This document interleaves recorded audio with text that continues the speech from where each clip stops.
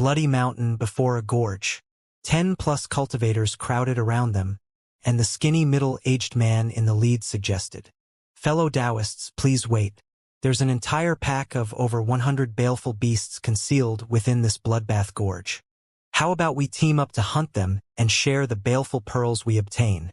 Du Qingxi didn't have any intention of stopping as she said coldly, "I'm sorry. We still have matters to attend to." "Haha, miss, don't refuse so quickly. What matters could be more important than earning money? After all, with our strength, hunting that pack of baleful beasts is nothing difficult. Fellow Taoists, all of you seem heroic and extraordinary.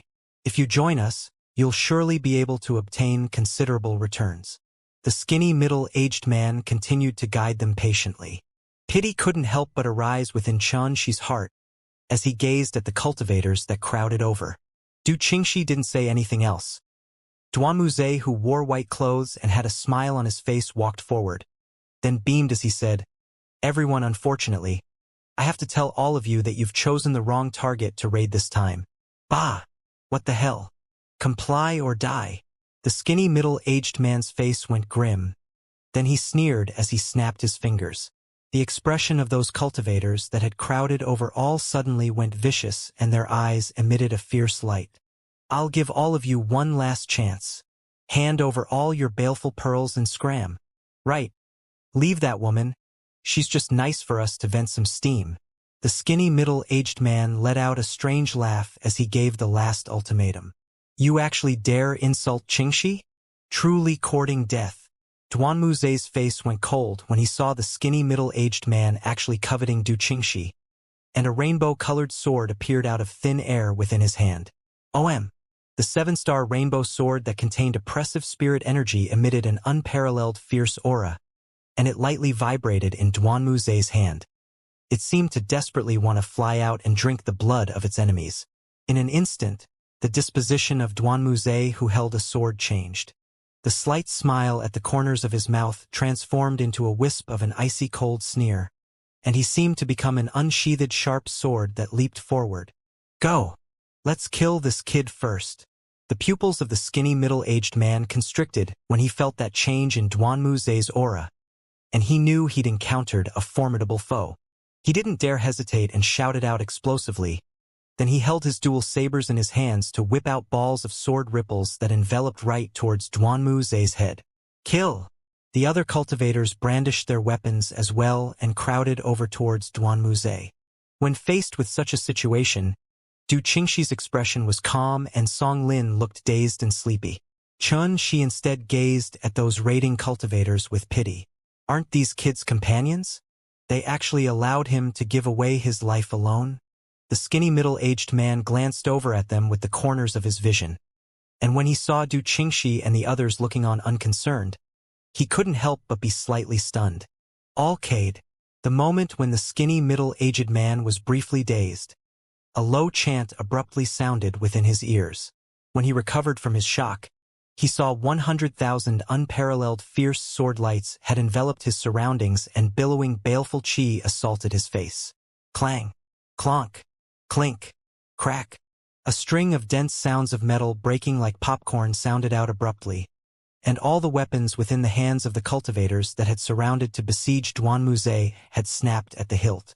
Could it be that the sword in this fellow's hand is a graded magic treasure? All the cultivators that had surrounded him, including the skinny middle-aged man, all revealed astonishment. Then their entire bodies were filled with boundless coldness and terror. He was at such a young age and possesses a graded magic treasure. Could it be that he's a core disciple from those great sects or great clans? Die! Duanmuze swept the group of stunned cultivators in disdain. Then his wrist lightly trembled and instantly pierced out 10+ sword lights that flowed out like water and shot out. Pooh! Pooh! Pooh! Pooh! A string of blood shot out into the air. The skinny middle-aged man and his companions hadn't even made sense of Duanmuze's identity when they felt pain in their chest, and there was already a bloody hole at the location of their hearts. Then their pupils dilated before crashing onto the ground. Learning to rob others with just this little cultivation, truly extremely laughable. Duanmuze shook his head in disdain. Then he elegantly turned around and didn't take another glance at the corpses on the ground and instructed, "You, clean up the scene." Xianxia swiftly walked up and started to skillfully gather the baleful pearls in the possession of these cultivators. Since they'd entered Bloody Mountain, they'd encountered the raiding of group after group of cultivators that lacked a discerning eye. These cultivators weaved together various reasons with an objective of none other than to seize the baleful pearls in the possession of others. When faced with such a situation, Duanmuze naturally couldn't stand idly by and watch. Of course, it was mainly for the sake of showing off his graceful bearing and formidable strength in front of Du Qingxi, and all those enemies were taken on by him, utterly not allowing Xianxia and the others a chance to make a move. He single-handedly went into battle, relying on the high-grade martial technique, Big Dipper sword scripture, that was passed down within his clan and the graded magic treasure, 7-star rainbow sword, in his possession, to easily wipe out all the enemies and bask in the limelight. As for those people that were extremely formidable, their group of 4 never encountered a single one and could be considered to be extremely lucky. Young Master Duanmu felt himself to be above gathering wealth from the corpses of his enemies, and he passed the battle cleanup duty to Xianxia. For the sake of baleful pearls and the Netherism baleful chi within, Xianxia didn't have any reason to refuse, and after experiencing it a few times, his technique in extracting wealth from the dead became even more proficient. This gorge is named Bloodbath, and there's a simple city behind this gorge that we can rest in. We have to speed up and hurry over there. Otherwise, once night falls, all the baleful beast packs that are concealed in the shadows will move out to wreak havoc upon every inch of these lands. Even if our cultivation was any higher, we would still be drowned in the extremely terrifying sea of baleful beasts. Du Qingxi looked at the jade slip map in her hand, and when she saw Xianxia having finished cleaning up the scene, she didn't delay in the slightest and walked towards the depths of the gorge right away. "There's a city here?" Xianxia couldn't help but ask on the way. "Exactly. There's already been nearly 10,000 years of history since the southern barbaric nether domain appeared. For the sake of getting through the terrifying night within Bloody Mountain, numerous cultivators gathered together 1,000 years ago to jointly build numerous defensive campsites. After experiencing the renovation, reinforcement, and expansion of cultivators of the later generations, the current cities were formed." "So that's how it is." Xianxia nodded. True essence would surely be expended when hunting baleful beasts, and the spirit energy within the southern barbaric nether domain was exhausted, not to mention the baleful chi that billowed to the sky. Not only did replenishing true essence require bringing along spirit stones and medicinal pills, it also required a safe environment and time to absorb the spirit energy within and cultivate. The appearance of a city undoubtedly solved this problem extremely well. The following journey was carried out in silence. Xianxia's group of 4 passed through the gorge that was 500 kilometers long and arrived at a vast plain. On the way here, Xianxia's group had encountered a few other cultivators.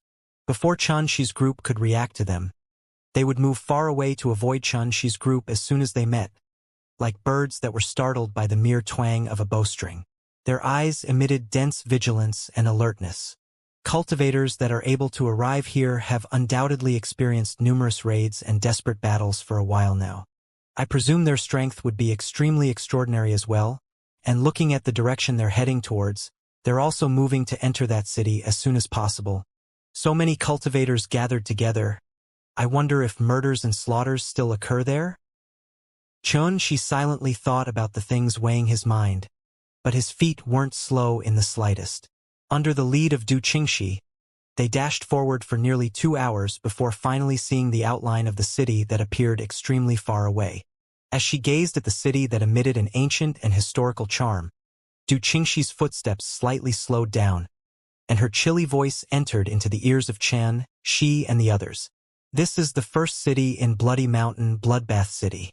According to my calculations, there are at least 5,000 cultivators that have gathered there this time. These cultivators have come from different places, and there are both strong and weak people mixed within. We must be cautious once we enter." Xianxia lightly nodded. Fights existed wherever people were. Everyone was here for the sake of obtaining baleful pearls, and once a conflict broke out, it would absolutely be a situation where it would not stop until one party died. However, Xianxia wasn't afraid of all this.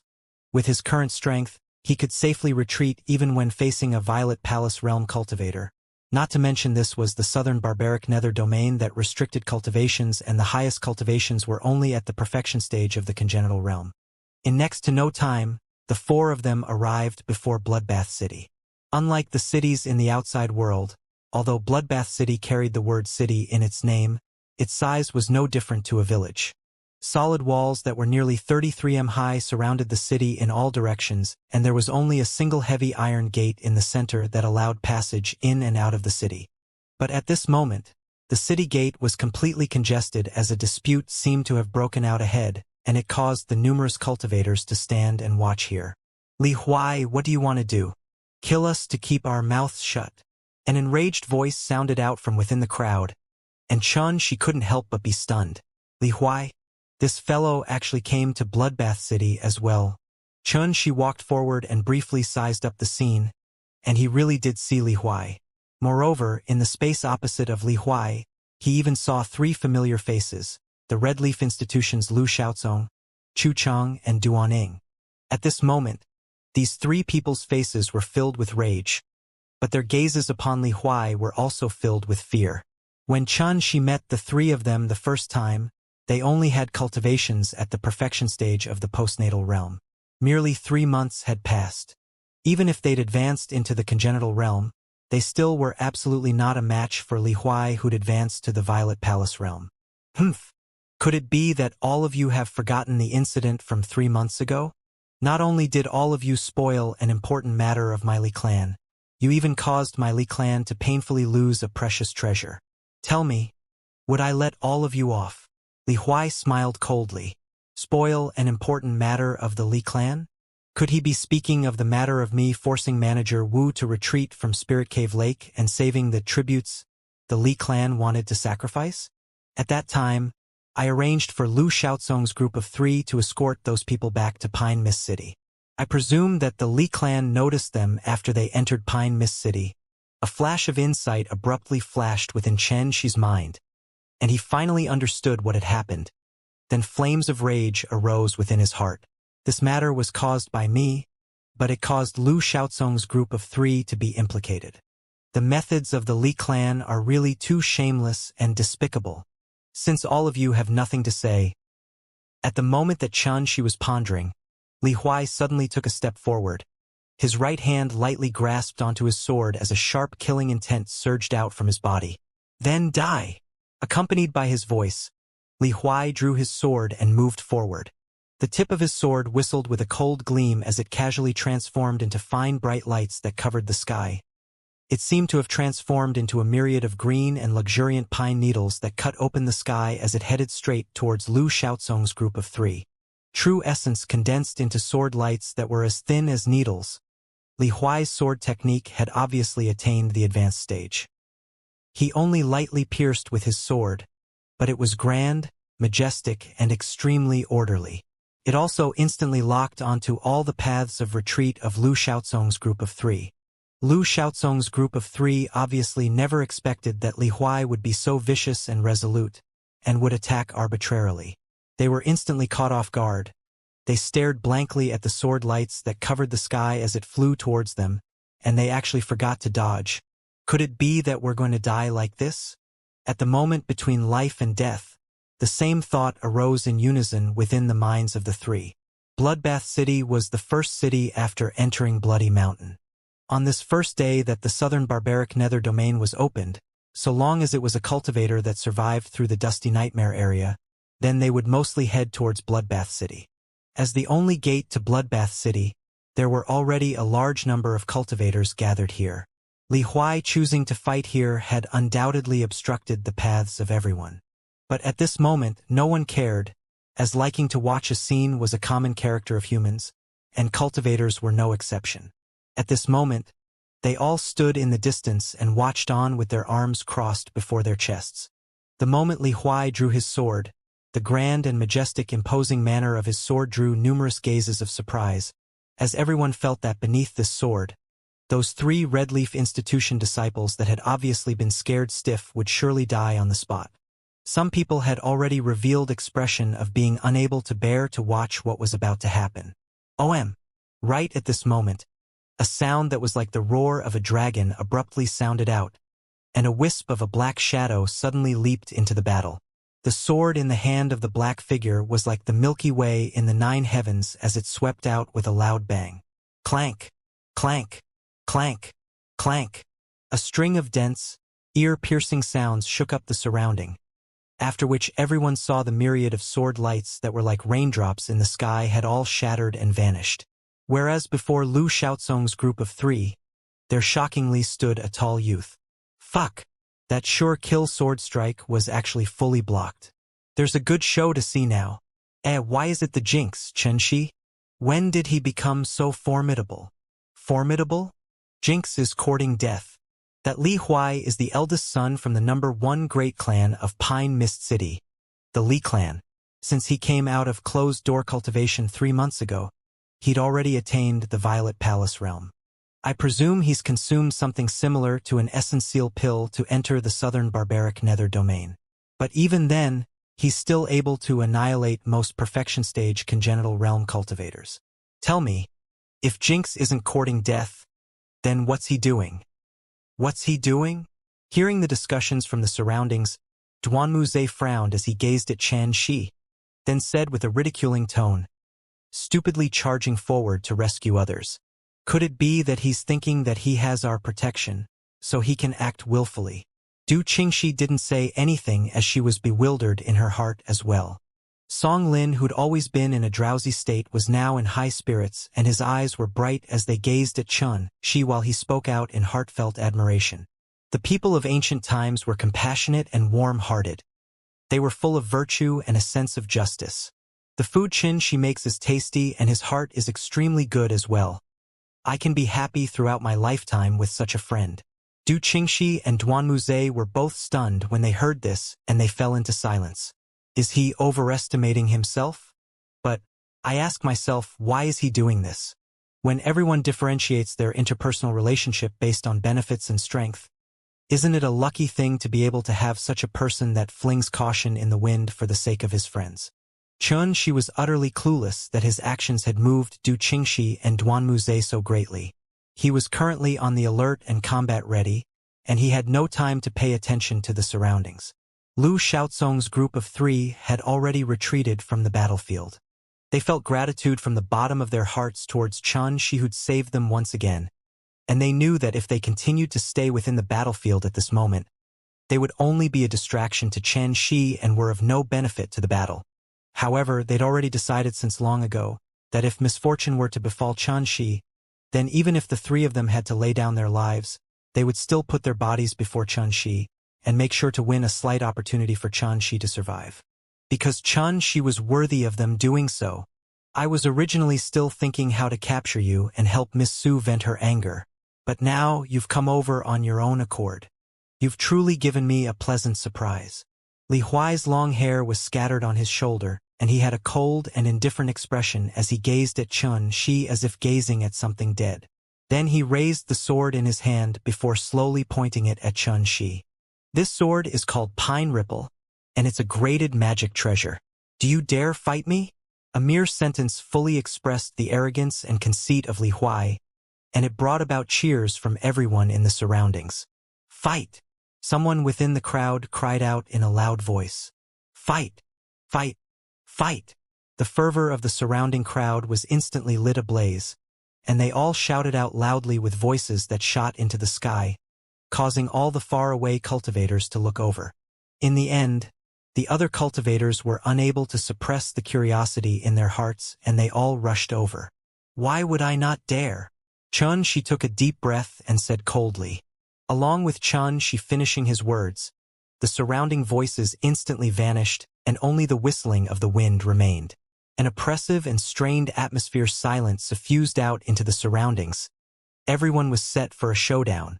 The 2 parties that were confronting each other had gazes filled with intense hostility, and this caused everyone to be even more excited.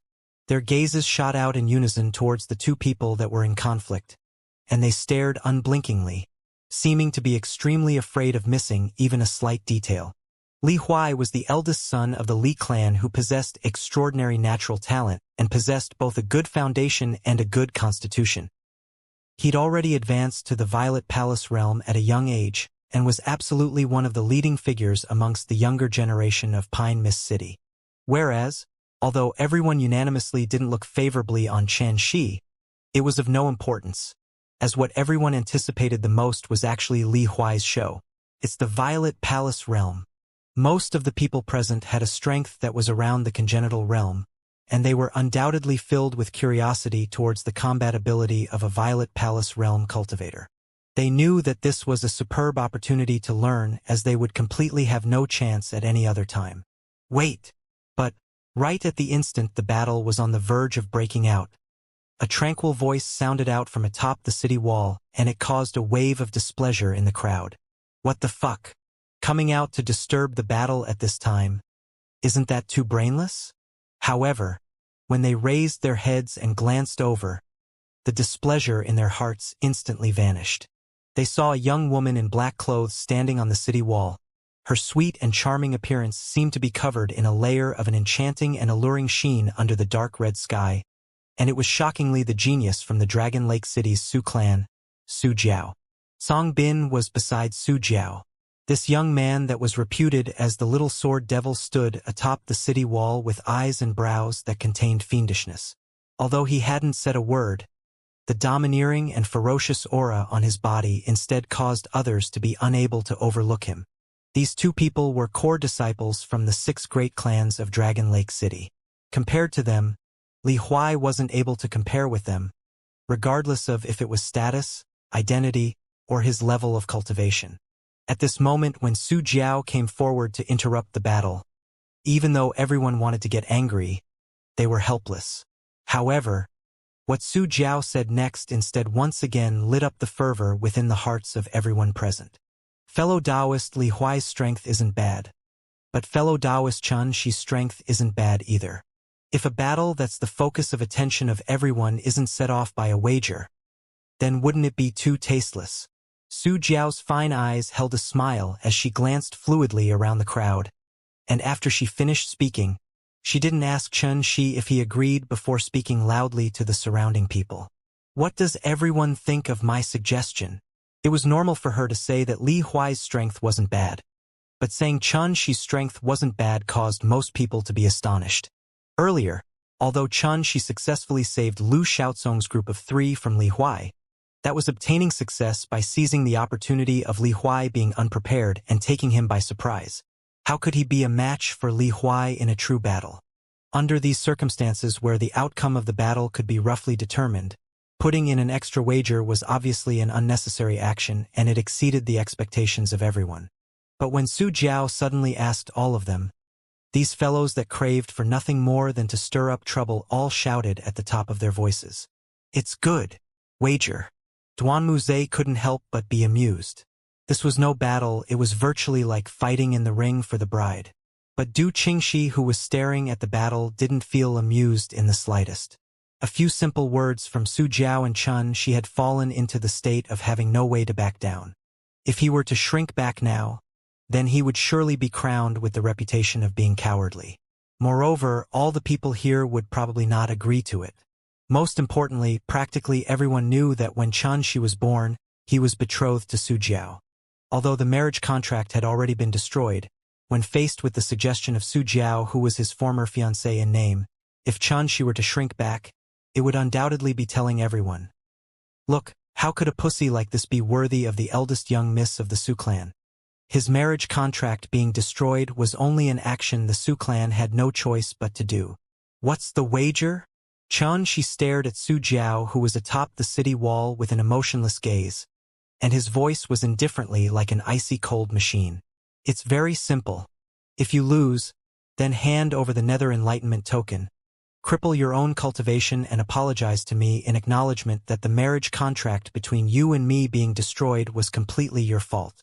Right after Xianxia finished speaking, Su Jiao said in a straightforward manner, seeming as if she'd thought of these conditions since a long time ago. Nether Enlightenment token. There were several tens of people whose expressions focused when they heard these words. Their gazes all shot at Xianxia, and a wisp of indescribable greed arose within their eyes. Nether enlightenment token? I never expected that Xianxia actually had one in his possession. But these conditions are too venomous. She's obviously doing these because she wants to ruthlessly humiliate Xianxia in front of everyone. Du Qingxi's beautiful brows frowned.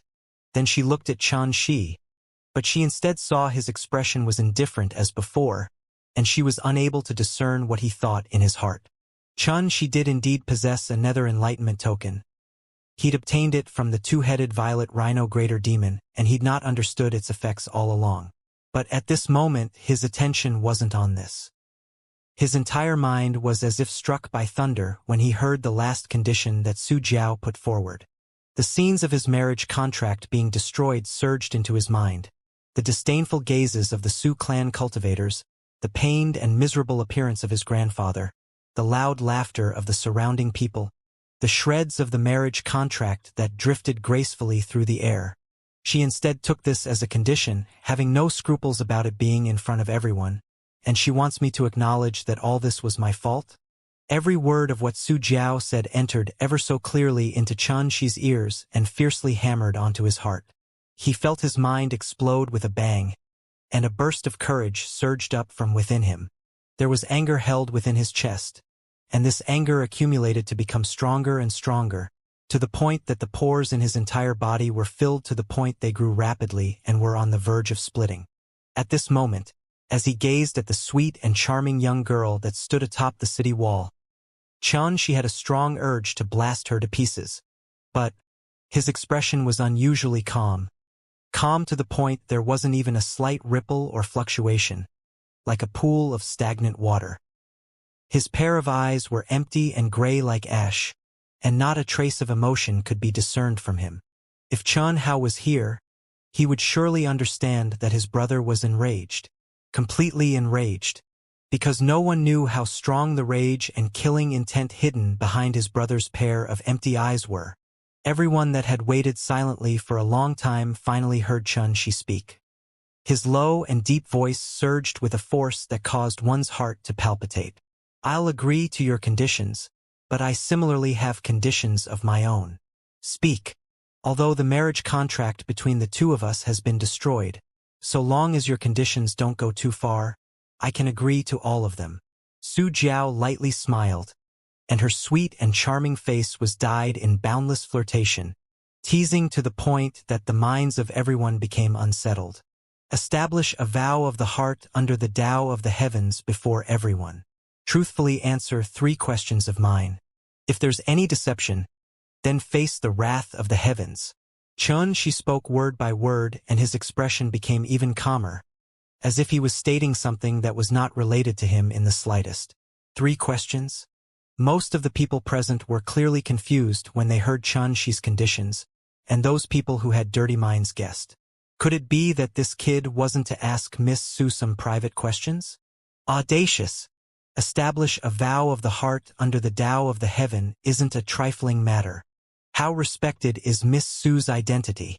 Could it be that she must answer anything you ask? This condition of yours is going too far. On the city wall, Songbin burst in rage and he shouted out explosively, as an extremely terrifying, imposing manner filled the entire scene, seeming as if the most piercingly cold wave of winter air had suddenly arrived.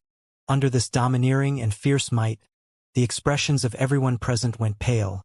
The legs of some cultivators with comparatively inferior strength went soft and they directly fell on their butts. The entire scene was in chaos. Song Bin's eyes stared at Xianxia with overflowing killing intent. What? Don't dare. Xianxia, who was in the eye of the storm, still stayed calm as usual.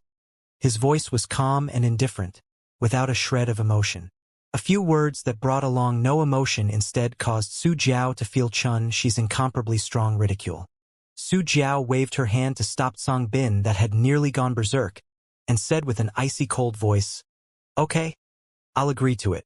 But as far as I'm concerned, this condition is bound to not be realized." After she finished speaking, she shot her gaze at Li Huai and said coldly, "Brother Li, I'll leave this battle to you. You'd better not disappoint me. He will surely lose." Li Huai smiled confidently, and the space between his brows was filled with fierce killing intent. To him, if he were to be victorious in this battle, then he would undoubtedly be able to win over Su Jiao's heart. So, he'd already decided that even if he had to put his life on the line, he would still fiercely trample upon Chen Shi. Qingxi, how's Chen Shi's cultivation? Within the crowd, Duanmu Zhe frowned as he asked. There was no disdain within his words any longer, because what Song Lin said earlier allowed him to have a whole new understanding of Chen Shi. Du Qingxi was stunned, then shook her head.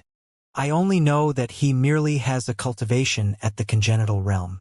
As for how is his strength, I do not know clearly. Congenital realm? Then isn't he utterly finished?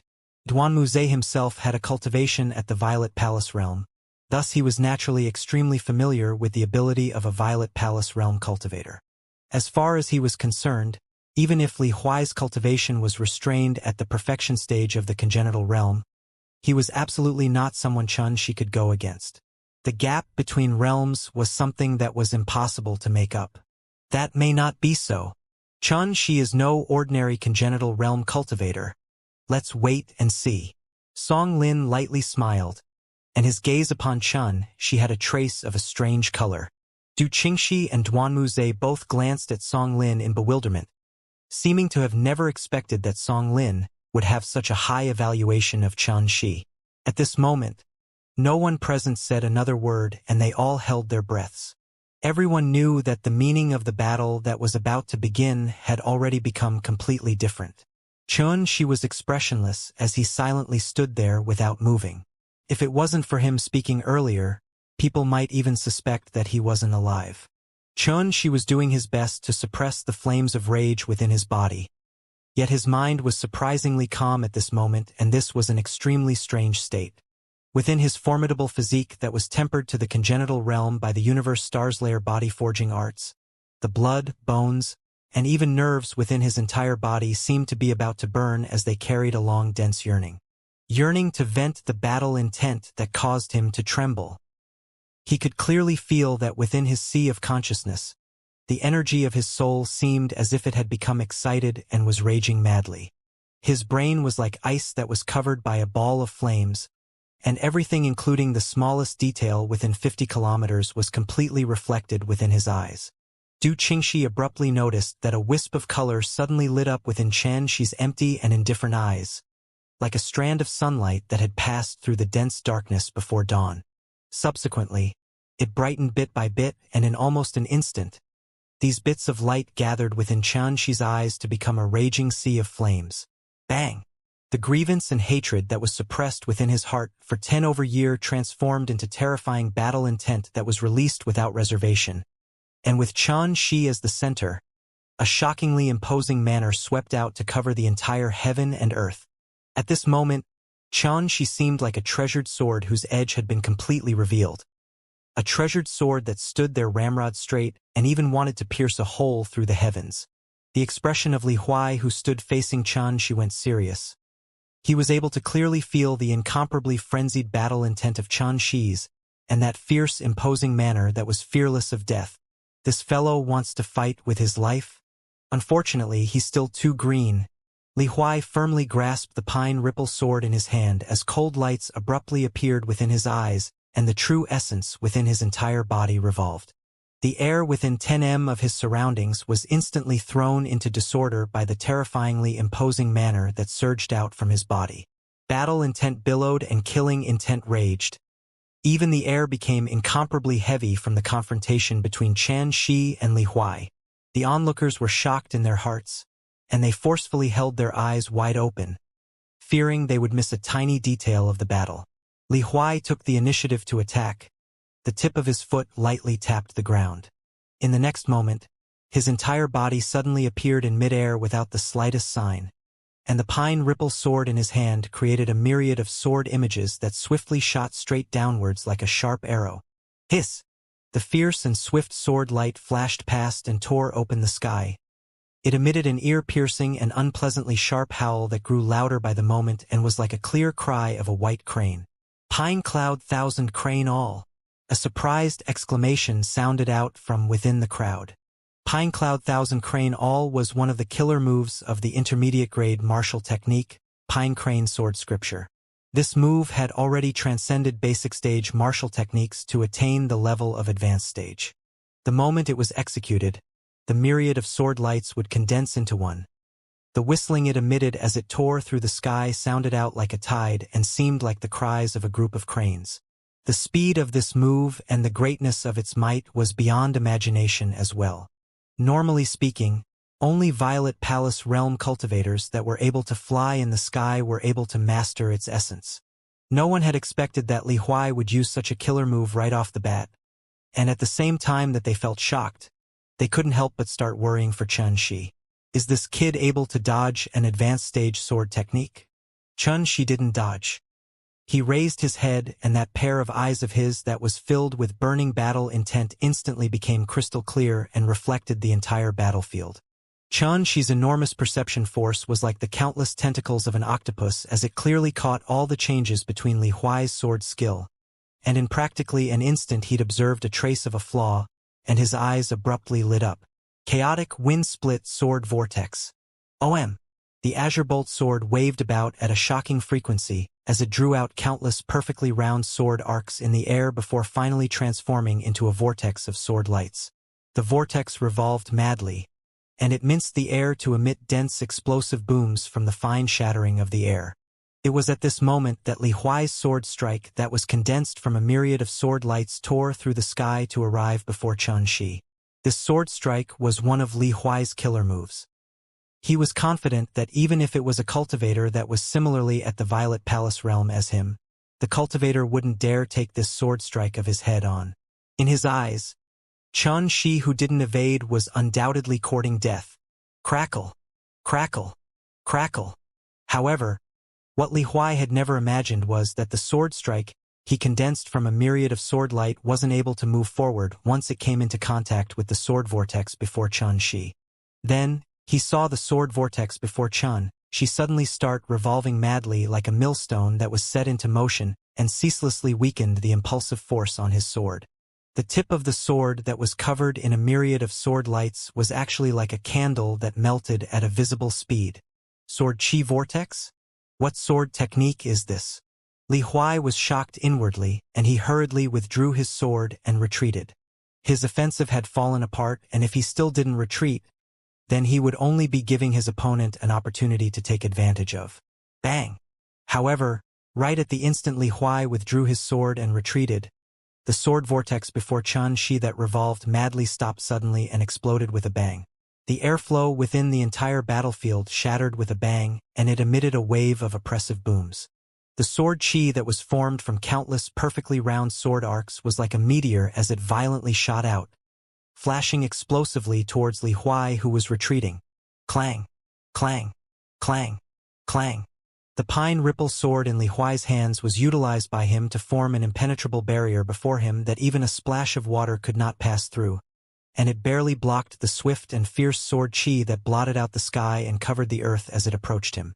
Even though he wasn't injured, his body was affected by the continuous impulsive force of the sword chi, and he embarrassingly retreated over 30 m away. How can this be possible?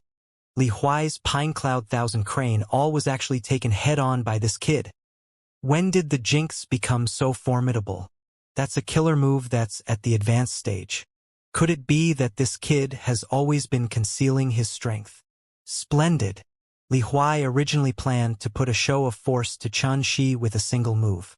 But he never expected that he would instead be forced to retreat for over 30 m by Xianxia. This is truly a great loss of face. Within a single move, Xianxia's combat strength that was beyond imagination caused everyone present to feel disbelief.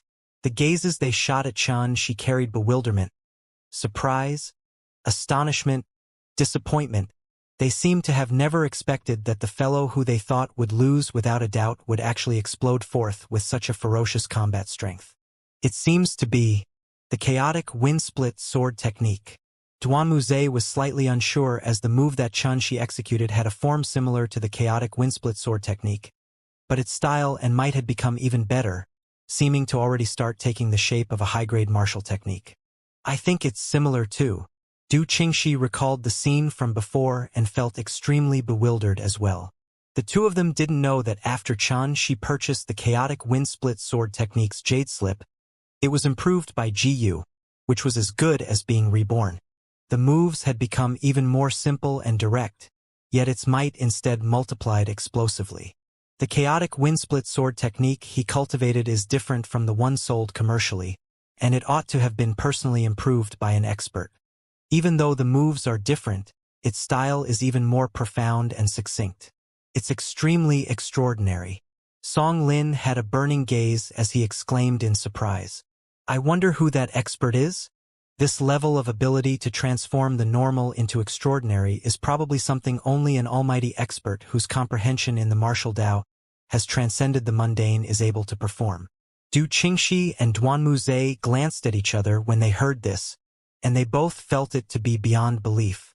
Could it be that there was an extraordinary expert backing Qian Shi? Li Huai's sword technique has already attained the advanced stage, yet he was forced into such a sorry state by that trash, Qian Shi. Brother Tsong, are you able to perceive the secret behind it? Atop the city wall, Su Jiao's expression was like frost. She was inwardly astonished by Qian Shi's combat strength and felt a trace of rage towards Li Huai's failure. Li Huai was careless. The sword technique of that kid has already attained the advanced stage and isn't inferior to Li Huai in the slightest. Li Huai was forced into such a sorry state because of being caught off guard. Song Bin briefly pondered before continuing. But we don't have to worry.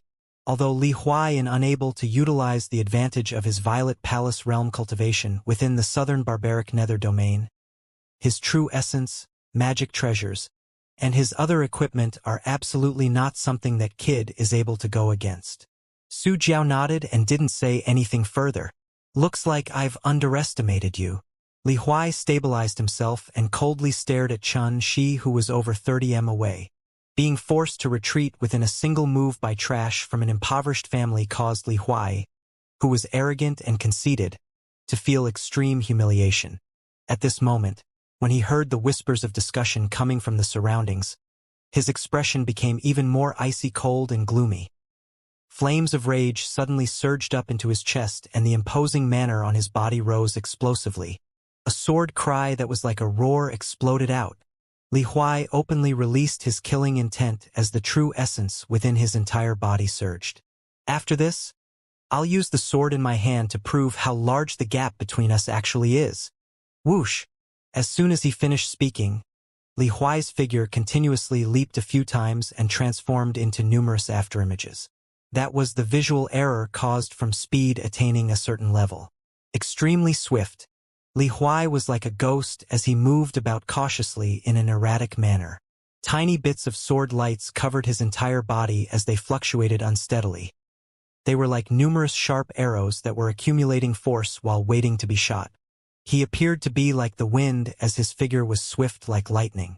He was shockingly using the ultimate technique passed down by the ancestors of the Li clan, the Wind Flash illusory steps. Within the cultivation world, although cultivation techniques of various grades could be purchased on the market, there were still some valuable cultivation techniques that were extremely difficult to purchase by spending spirit stones. Within those great sects and great clans, the various cultivation techniques and ultimate techniques that were passed down from ancient times could only be seen and cultivated by core disciples. Moreover, these great clans and great sects had extremely strict rules. If anyone were to leak out an ultimate technique without authorization, then a light offense would warrant the crippling of the offender's cultivation, whereas a heavy offense would warrant death. The principle was actually extremely simple. Towards any clan or sect, the inheritance of cultivation techniques was its foundation, and the leaking of cultivation techniques or other inheritances was undoubtedly self-destruction of its foundation. At this moment, the move Li Huai executed was precisely the ultimate technique of his own clan, an extraordinarily valuable high-grade footwork technique that recorded in detail the 3 stages of basic stage, advanced stage, and unity stage. Whoosh! Whoosh! Whoosh! Li Huai's figure was covered in layers of sword lights as he moved using his wind flash illusory steps. He was like a hedgehog covered in spikes, and the numerous sword lights that glowed with a cold light shot out violently. Due to his movement technique being too swift and him moving around Qian Shi's surroundings, These sword lights tore through the sky with extremely crafty and vicious trajectories, seeming to approach Xianxia from every direction. These sword lights locked onto Xianxia's throat, eyes, heart, abdomen, back, and the back of Xianxia's head, seeming to have already taken Xianxia to be a target board. Want to fucking suppress me with your movement technique? A trace of bright light bloomed with Xianxia's indifferent and empty pupils. Then his body abruptly leaped out, and at the same time his limbs were like twisting and swaying branches of a willow when blown upon by violent winds, and he charged towards the faraway Li Huai with a strange posture. Faced with an attack of sword lights that cover the heaven and earth, and left no openings, this fellow doesn't know to defend, but wants to charge forward. Could it be that he has a death wish? Someone within the crowd couldn't help but cry out in a sharp voice. However, the person had only just finished speaking when he suddenly noticed that while Xianxia charged forward, although Xianxia's posture was strange and hideous, Xianxia was always able to precisely dodge the sword lights that had locked onto him. Xianxia was like a slippery and hideous loach, moving and leaping within the smallest of gaps. Even though his clothes were torn to shreds, his entire body didn't receive a single injury. He was completely unharmed. This is Heavenly Dragon's 8 steps, Duanmu asked in shock, and at the moment he spoke, he felt a burst of embarrassment within his heart.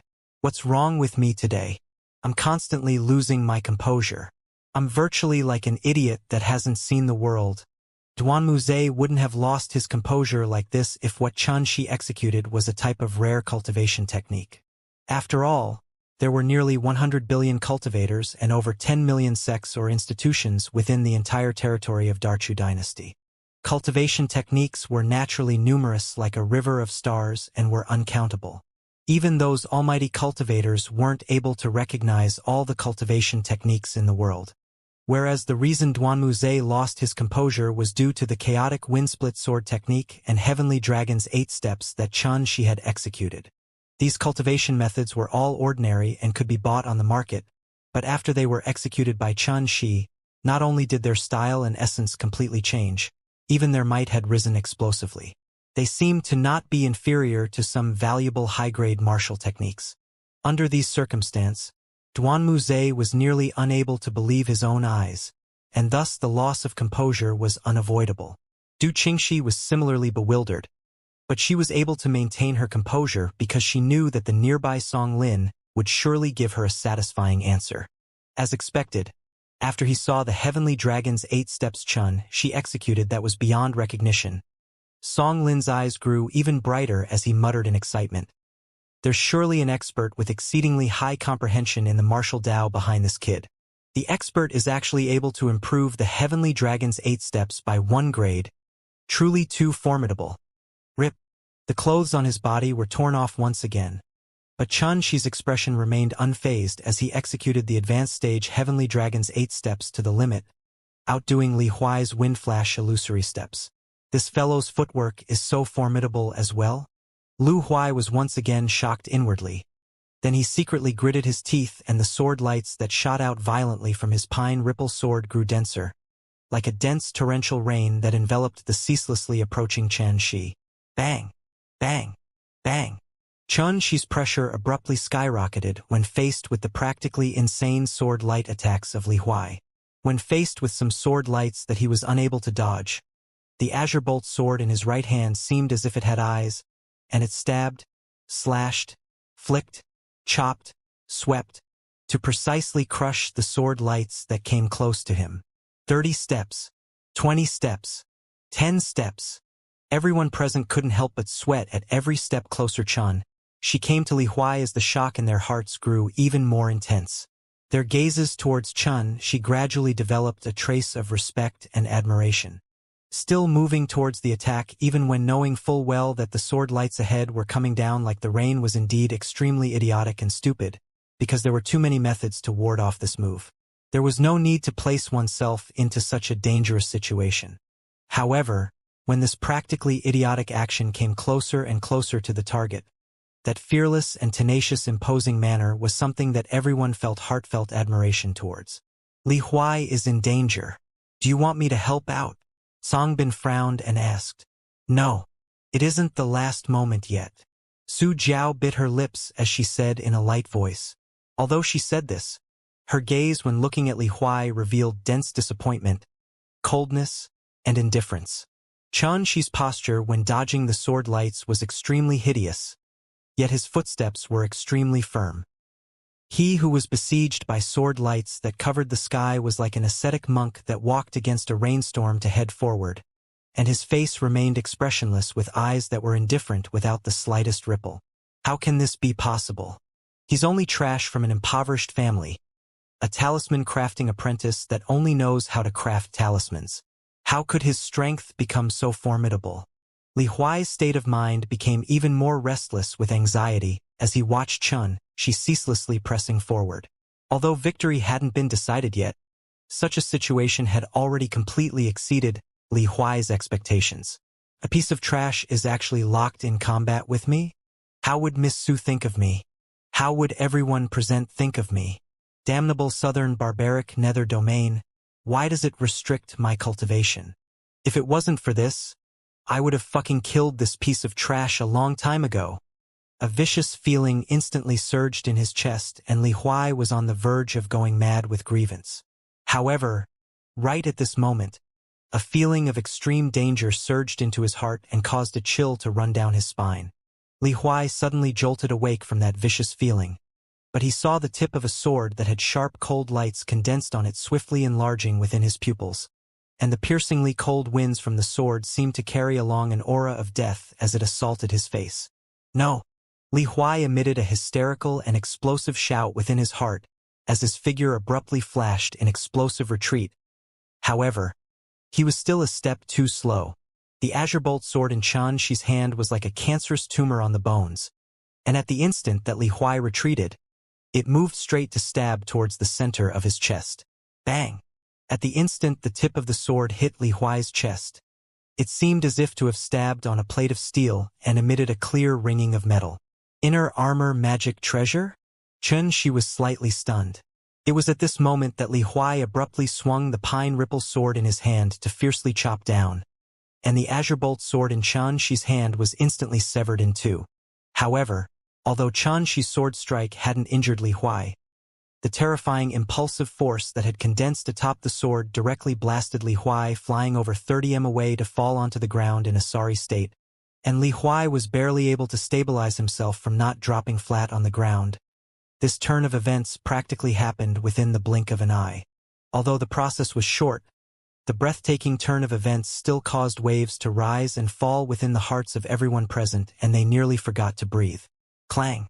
The broken sword emitted a clear clang when it fell onto the ground, and only now did everyone jolt awake as if awakening from a dream, and they let out a long breath, but their expressions were already covered in shock. If Li Huai didn't wear an inner armor magic treasure, then wouldn't he have died beneath Xianxi's sword earlier? So formidable. Jean. No, Xianxia is actually so formidable. His sword technique and movement technique seem to have surpassed Li Huai. This level of combat strength is simply beyond belief. Is he transcending a cultivation realm to do battle? No, this is the southern barbaric nether domain. At the very most, Li Huai is at the perfection stage of the congenital realm at this moment. Even then, Xianxia being able to defeat him truly too beyond belief. The crowd went into an uproar as everyone present expressed their feelings at the same time, and their discussions all held Xianxia in high esteem.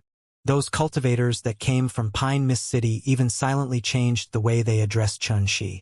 Unfortunately, that sword is only a high-grade mortal weapon. If it was a graded magic treasure, then even if Li Huai didn't die, he would still suffer a heavy injury. Duanmu Zhe smacked his lips as he shook his head and sighed. Xianxia has already surpassed our expectations. I originally only took him to be a spirit chef, but who would have known that he would attain the advanced stage in both his sword technique and movement technique with a congenital realm cultivation. Even within the younger generation of Dragon Lake City, this level of comprehension is considered to be outstanding as well. Du Qingxi praised with a sigh, then her beautiful brows frowned as she said, "But if Xianxia only possesses this sword, then he will be in an unfavorable situation after this." Song Lin didn't speak. He wore his fluffy and disheveled hair that was like a bird's nest as he stared fixedly at Chen. She and a trace of anticipation was vaguely revealed within his bright eyes. Your strength has indeed exceeded my expectations. But if this was the outside world, do you think you'd be able to come close to me? Li Huai said coldly. It was indeed so. If it was in the outside world, Li Huai was completely capable of relying on the abilities of his Violet Palace realm cultivation to fly up into the sky. Unless Xianxia advanced to the Violet Palace realm as well, otherwise, he wouldn't be able to touch even the corners of Li Huai's clothes. Even if it's here, you're still not a match for me because I possess true essence that's more abundant than you, and magic treasures that are more formidable than yours. Whereas you? Li Huai glanced at the broken sword in Xianxi's hand, and his eyes were filled with disdain. This sword was probably your only weapon, right? Now that it's destroyed, how will you execute sword techniques? The spectators that were discussing animatedly shut their mouths when they heard this, and they fell into silence. Right, a battle is a battle. It doesn't merely require the competing of cultivation, but it also takes into account martial techniques, weapons, courage, strategy, and many other factors. Even if Xianxia, who was impoverished since a young age, is able to be on par with Li Huai in terms of cultivation, but what about weapons? Li Huai is the eldest son of the Li clan patriarch. How could Xianxia compare with the excellence of weapons and the completeness of his equipment? Clang! Xianxia casually tossed away the broken sword, then gazed indifferently at Li Huai, who was over 30 m away, and said slowly, "A pair of fists is enough to kill you. Barehanded?" Li Huai suddenly felt slightly amused. The battle had already come to this, but that trash before him was actually still so arrogant, seeming to not take him seriously at all. Hey, did you hear it clearly? Xianxia wants to use a pair of fists to defeat Li Huai. It seems that he did indeed say that. The last struggle before defeat? But I keep having the feeling that she isn't the type of person who likes to boast. Everyone present felt speechless when they saw she tossing away the broken sword in his hand and wanting to defeat Li Huai with his pair of fists. Regardless of how hard a fist was, would it be able to withstand the might of a magic treasure? Unless. Some people with nimble minds suddenly thought of a possibility, and their eyes rapidly shot at Xianxia. When resisting Li Huai's sword light attack earlier, Xianxi's clothes had already been torn to pieces and were scattered on the ground, and his bare upper body was completely revealed in the air. With a careful observation, one could notice that piece after piece of clearly defined muscles were distributed on his thin and tall body. He was like a chiseled statue with well-defined lines that glowed with a jade-like luster, as if explosive strength was concealed within. His thin and handsome face, formidable physique with muscles that were interconnected, and his cold and determinate expression. These three combined together, it brought about a strong visual impact. School of Fiend God Body Refinement? Whoosh! Before everyone could wrap their heads around it, Xianxia vanished on the spot in the next moment. Li Huai only felt something flash before his eyes, and a fist that brought along a dazzling light tore through his vision as it suddenly appeared before him. Huh? Li Huai's pupils abruptly dilated. Xianxi's fist was like a thunder strike, and it tore through the sky and caused circle upon circles of ripples in the air. This was a formidable force that could only be formed from strength being condensed to a terrifying degree. Li Huai didn't dare delay, and he practically instinctively raised his right arm. And at the critical moment, his pine ripple sword stabbed towards the fist that was approaching right towards him. Bang! The sword and fist fiercely collided together. The expected scene of blood and flesh spattering didn't occur, as Xianxi's fist was like cast iron and emitted a clanging sound of metal colliding. Step, step, step. Li Huai successively took 3 steps back, and his expression fluctuated between a pale and grim expression. School of Fiend God Body Refinement. Earlier, Li Huai was forced to retreat for over 30 m by Xianxi's sword strike. Now, he was once again forced to retreat for 3 steps by Xianxi's punch. When they saw this scene, besides containing shock within the gazes staring at Xianxia, their gazes abruptly became complicated. This fellow really concealed his strength so deeply. His sword technique and movement technique have both attained the advanced stage, and not only is his chi refinement cultivation extraordinary, He has even attained such a level of body refinement. Is he still that jinx that everyone ridiculed? How many trump cards are actually concealed within his possession? This fellow is actually able to use his body to defend against my pine ripple sword. The body refinement cultivation of this fellow is even higher than I expected. But let me see if your fists are harder or if my sword sharper. Li Huai secretly gritted his teeth. Then his figure shot out like lightning. The force of his sword was like a great river, and it carried along an outrageously fierce aura as it slashed towards Xianxia. Bang! Bang! Bang! Ear-piercing and heavy sounds of clashing continuously echoed out. Fist and sword collided with each other, and cold lights suffused into the surroundings. The sword lights that splashed out tore open the ground and tore numerous shocking fissures. But they were unable to leave even a trace of a scar on Xianxia's formidable physique that was like jade. At this moment, Xianxia was like a madman, and his two fists were like a surging current that poured down from a precipice. He practically had a violently fierce bearing that seemed to be fearless of death as he willfully attacked, and attacked. That formidable physique that was comparable to a magic treasure. The billowing battle intent that was raging violently, and that fist technique that was like a raging storm caused everyone present to be dumbstruck as their minds shook violently. This fellow's fist technique is so formidable as well? He's fucking barehanded. Even body refiners don't have bodies that can't even be injured by magic treasures like this fellow. As he gazed at the punches that whistled towards him like a surging wave with no end, Li Huai was aggrieved and enraged the more he fought. When faced with Xianxia's endless punches, he was only able to block the blows, and even if he tried to retaliate, his attacks would be taken head-on by Xianxia and smashed right back where they came from. Damn it! Looks like if I don't resort to my trump card, you'd still think that I'm helpless against you. A short moment later, after he'd once again blocked Xianxia's fist, Li Huai was unable to endure this situation of being in a passive position and taking a beating anymore. His powerful arms spread out with a whoosh, like a red-crowned crane spreading open its wings, and his body became light as a feather and moved along with the wind from Xianxia's punch to glide backward. Finally going to resort to his trump card? The hearts of everyone shook as they looked towards Li Huai with burning gazes. It's too late. However, right at this moment a cold light streaked like lightning within Xianxia's indifferent eyes. Xianxia's figure charged forward with a boom. The fluctuations of the muscles within his entire body surged and echoed out with a string of sounds like rolling waves, and his body was like a flying dragon as the distance of tens of steps was actually traversed by him with a single step to directly arrive before Li Huai, utterly not giving Li Huai a slight chance to react. Hiss! Li Huai felt the surrounding air being forcefully squeezed out. Then a fist that glowed with a jade-like luster was like a fired cannonball as it brought along a grand and irresistible raging roar as it suddenly and slowly enlarged within his pupils. Cough! Cough!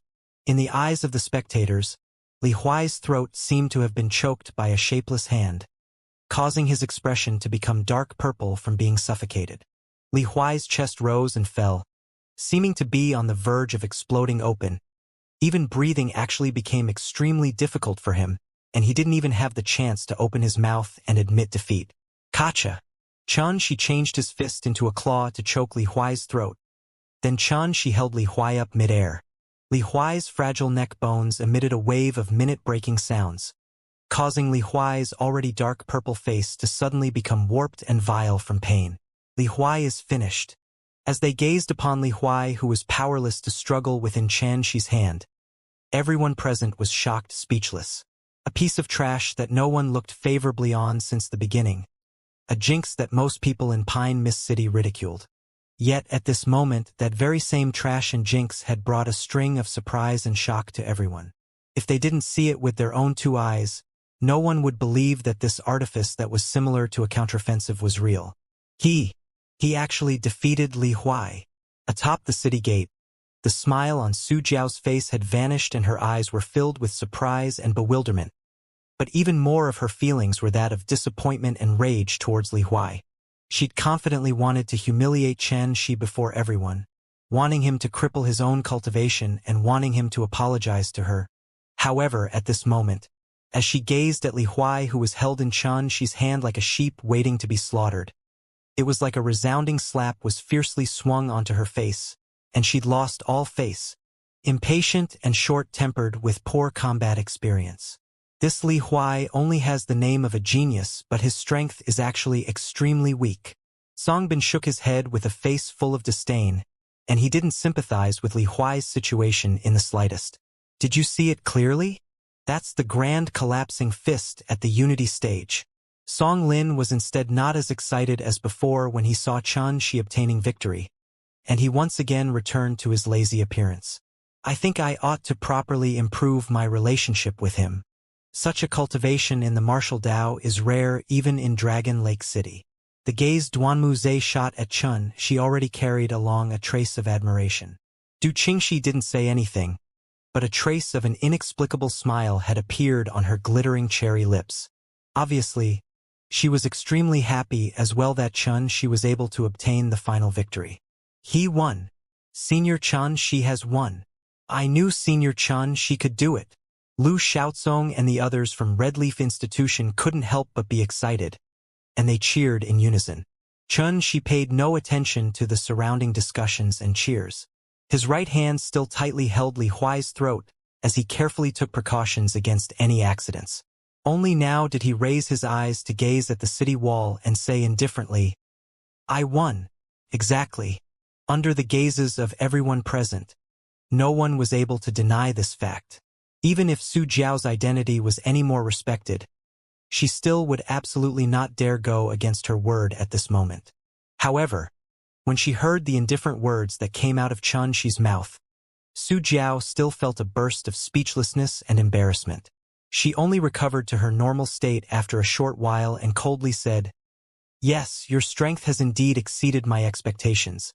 I originally thought that after the annihilation of your clan, a piece of trash like that only knew how to craft talismans would have no chance of holding your head high in your lifetime.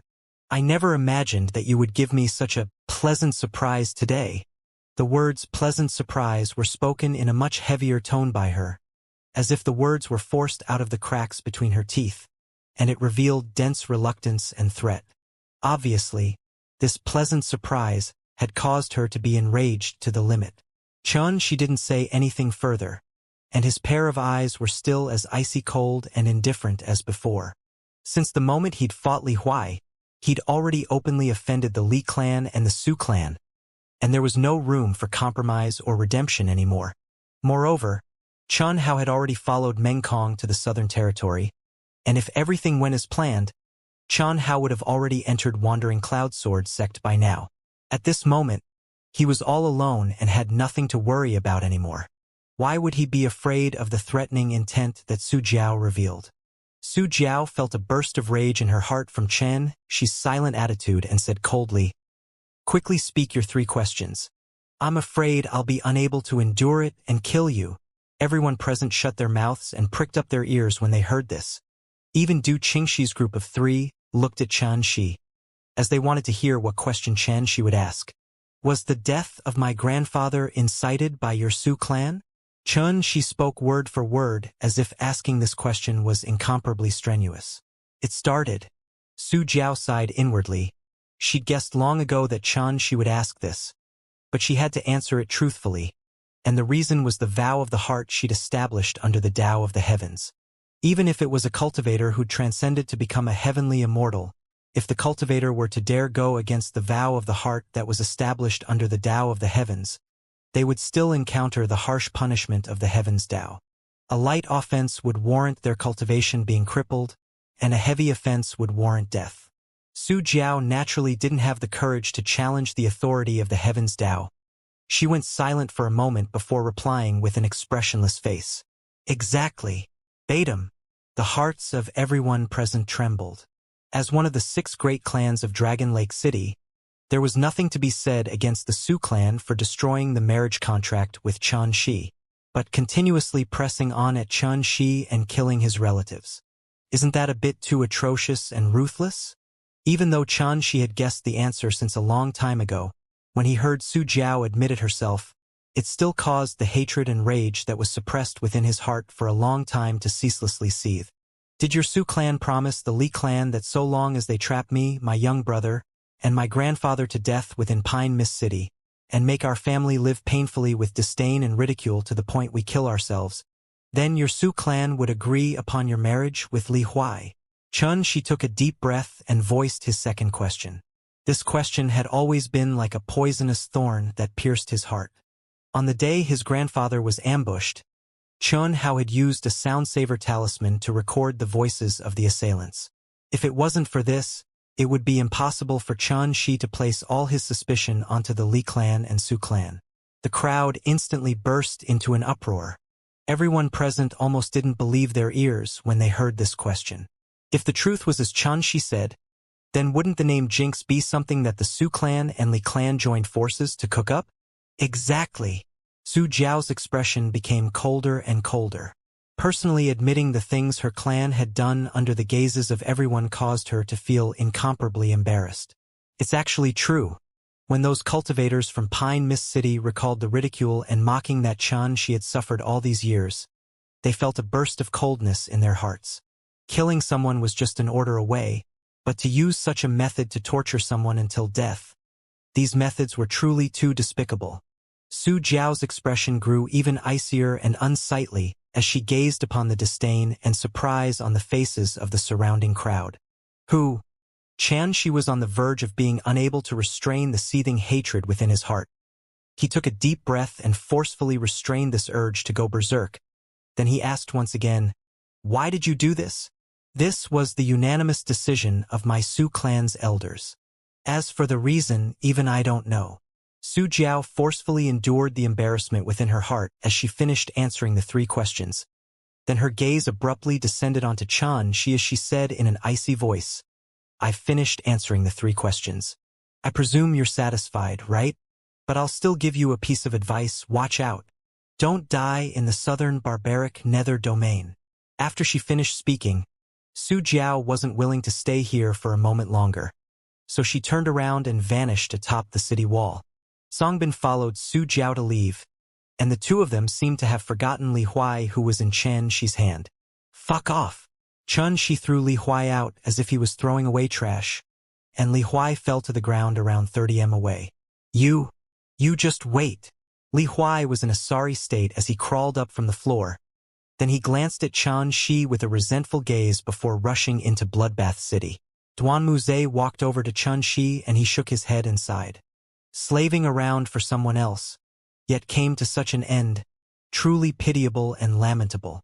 Du Qingxi raised her head to look at this handsome youth before her that caused her to have a completely new opinion of him, and said slowly, "Why didn't you kill him?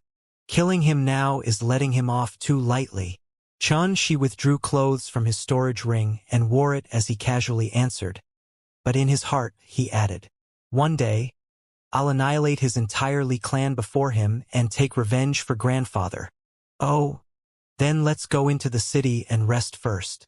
Du Qingxi didn't inquire any further, only raising her head to look at the color of the sky before leading the way to enter the city gates of Bloodbath City. The sky that was like blood gradually dimmed down as the veil of night was about to descend, and within Bloody Mountain, the most dangerous time was about to descend.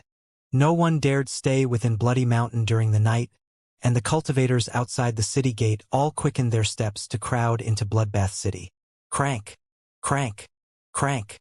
When the veil of night covered the sky and the earth as it approached from the horizon, the thick and solid metal gate of Bloodbath City closed with a bang.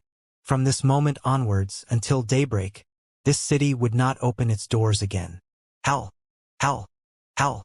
Far away, numerous sad and shrill howls echoed out within the vast heaven and earth, seeming to be extremely terrifying under the veil of night. Bloodbath City occupied an area of 5,000 kilometers, and row upon row of countless limestone houses could be found all over the city. Tens of thousands of people could be accommodated here.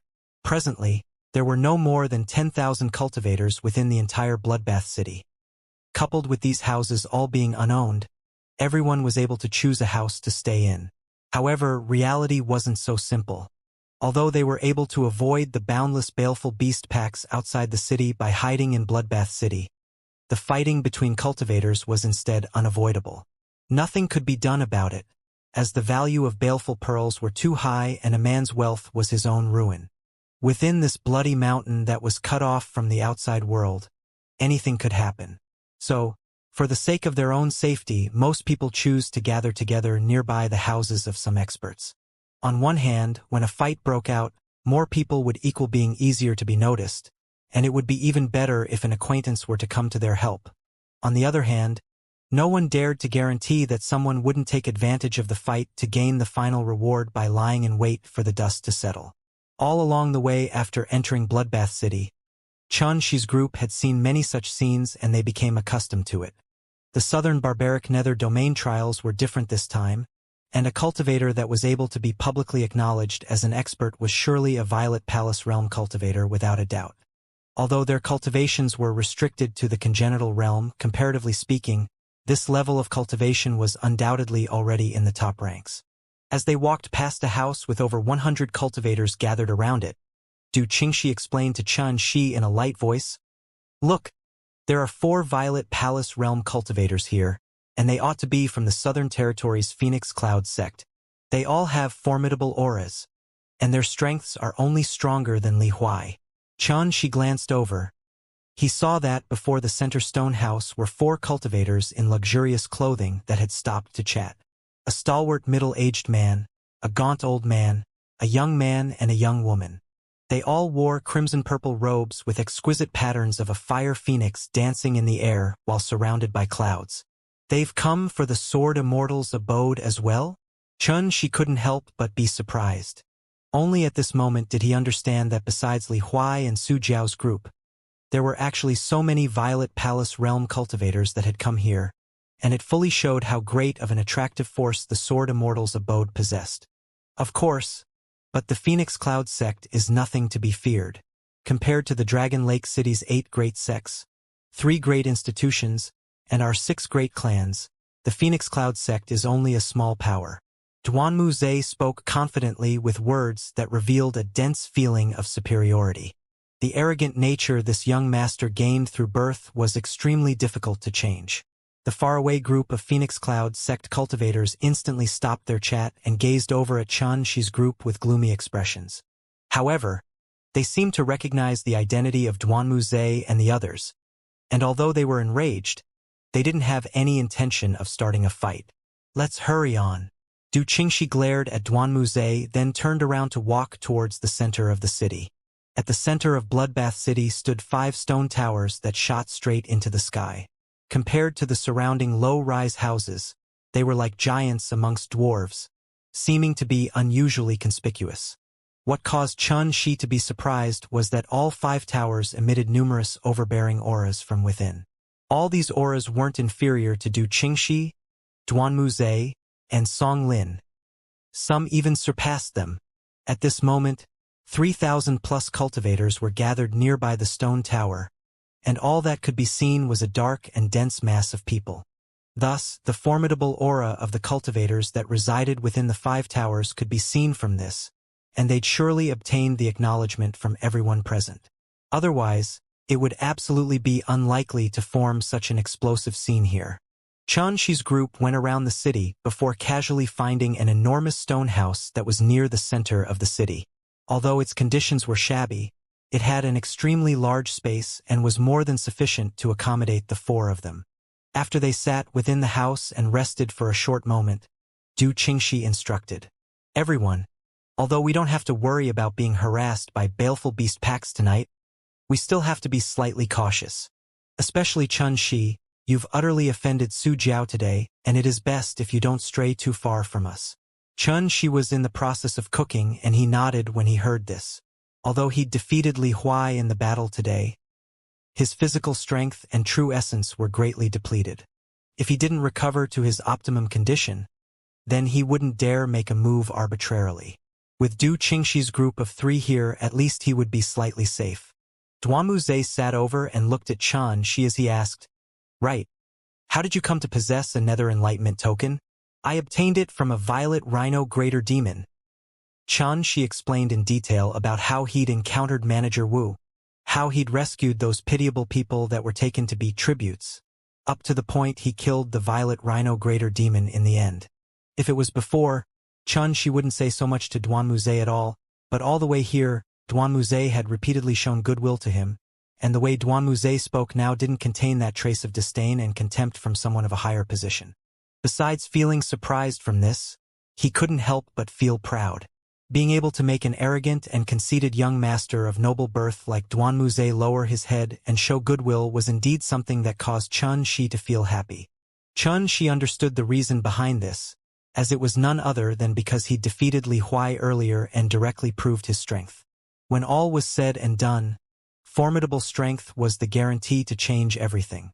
No wonder the Li clan took the so-called tributes to befriend the Violet Rhino Greater Demon. It was surely for the sake of this nether enlightenment token. Duanmuze came to a sudden understanding. Then he burst into laughter. It just so happened that this nether enlightenment token was unexpectedly obtained by you. The Li clan can be considered to have drawn water with a sieve and wasted their time for nothing. Could it be that there's something marvelous about the nether enlightenment token? Xianxia asked. This time it was instead Du Qingxi who replied. She glanced at Xianxia with a slightly astonished expression, then explained. I presume you know now that the numerous Violet Palace realm cultivators that have entered the southern barbaric nether domain this time have a different objective than the objective of hunting baleful pearls like the others, and their objective is the Sword Immortal's abode. The nether enlightenment token is the key to opening the Sword Immortal's abode, and without it, regardless of how formidable your cultivation is, you wouldn't be able to take a single step closer to the Sword Immortal's abode. The Sword Immortal's abode really exists? Xianxia asked in surprise. He'd always taken the so-called Sword Immortal's abode as a rumor that was extremely vague. At this moment, when he heard that nether enlightenment token in his possession was actually the key to open the Sword Immortal's abode, he couldn't help but feel excited in his heart. Sword Immortal, an existence that was able to be called an immortal, would have a cultivation that had at least overcome the heavenly tribulation to attain the level of earthly immortal, and if even higher, it would be to have overcome the 9 levels of heavenly tribulation to ascend to become a heavenly immortal. But regardless of if it was an earthly immortal or a heavenly immortal, they were both terrifying existences that Xianxia could only look up to now. How could the abode left behind by an immortal not cause Xianxia's heart to be moved? It surely exists. 1 month from now, a trifactor teleportation formation will appear at the end of the southern barbaric nether domain, and we can be sent to the Sword Immortal's abode through it. Du Qingxi replied in an extremely firm manner. Then she turned the direction of the conversation and said, But you don't have to be worried. There are more nether enlightenment tokens besides the one in your possession. Those Violet Palace realm cultivators that have come to the southern barbaric nether domain all more or less possess a nether enlightenment token. Moreover, one token is able to allow 3 cultivators to enter the Sword Immortal's abode at the same time. Coupled with the 3 of us being here, so long as you aren't a perverse person, then no one would dare come seize your nether enlightenment token. Xianxia secretly heaved a sigh of relief. He was indeed worried about this earlier. But now that he was seen through by Du Qingxi, he was instead slightly embarrassed, and he diverted the topic of conversation and asked, The Sword Immortal's abode is so valuable, but why have only Violet Palace realm cultivators entered here? Aren't those great cultivators at the Golden Hall realm and Golden Core realm tempted? They are tempted, but helpless. This space the southern barbaric nether domain resides in is unable to withstand the strength of a cultivator above the Violet Palace realm. Even if they use essential pills to lower their cultivation to the congenital realm, so long as they attack, the level of the martial Tao they utilize would surely destroy the laws that operate this space. In the end, they would destroy this space.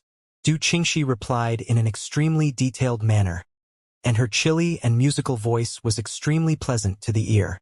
So that's how it is. An explanation like this confirmed everything Xianxia had seen, but he still had a question.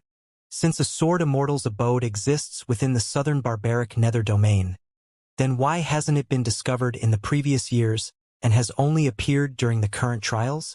According to Xianxia's knowledge, the history of the southern barbaric nether domain could even be traced back to over 10,000 years ago, yet during this extremely long time, it was rather strange that there weren't any rumors of a Sword Immortal's abode.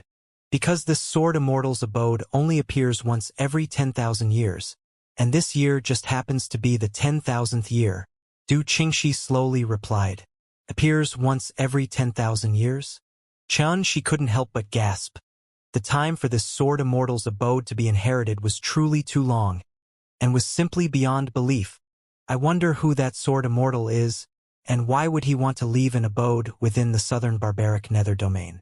After eating the dishes Xianxia had cooked, Du Qingxi's group of 3 started to meditate and rest, whereas Xianxia instead sat at the side as he silently thought about everything he'd seen today.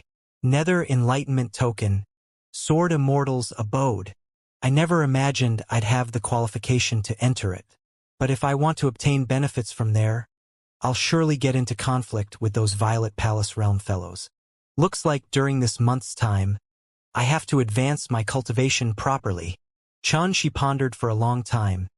Then he dismissed it as he withdrew a few spirit crystals from his storage ring before starting to meditate in cultivation. Swoosh! Surging pure true essence poured into the meridians around his body, then circulated 18 revolutions before transforming into tiny streams that poured into his dantian.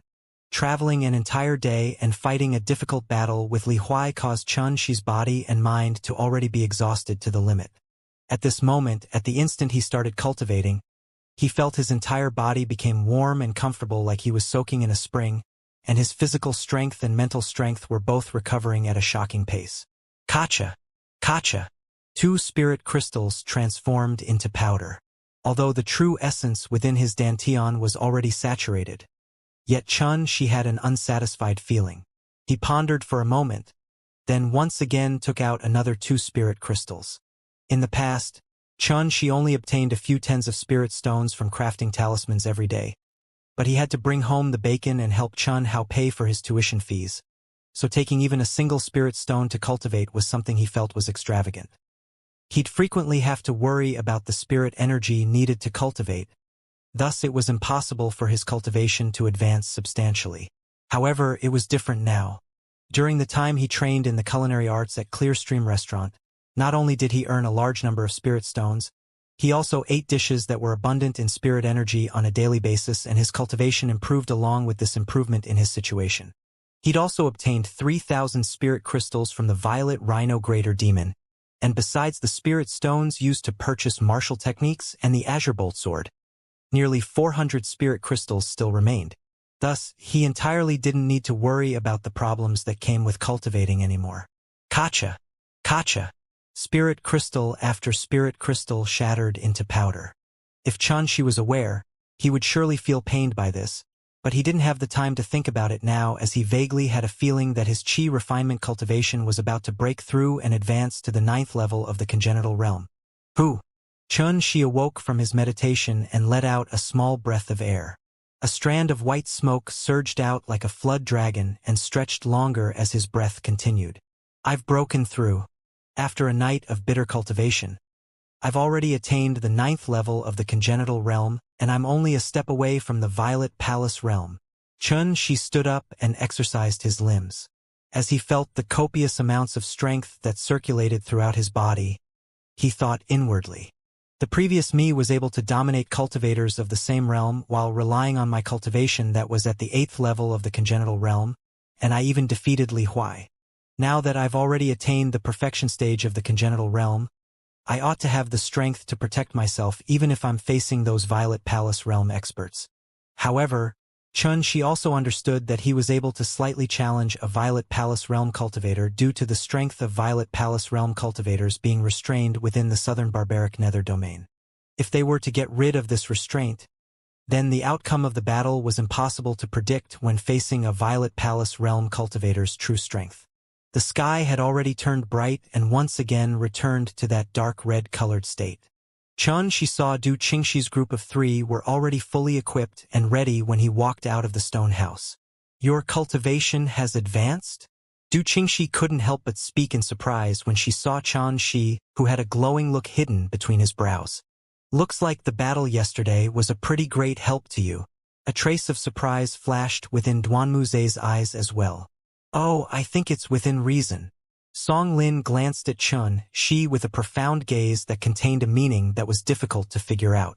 Chun Shi didn't know that during the battle with Li Huai yesterday, no matter whether it was the advanced stage sword technique and movement technique or the unity stage grand collapsing fist he'd executed, they all caused Song Lin to firmly believe that there was surely an expert guiding Chun Shi.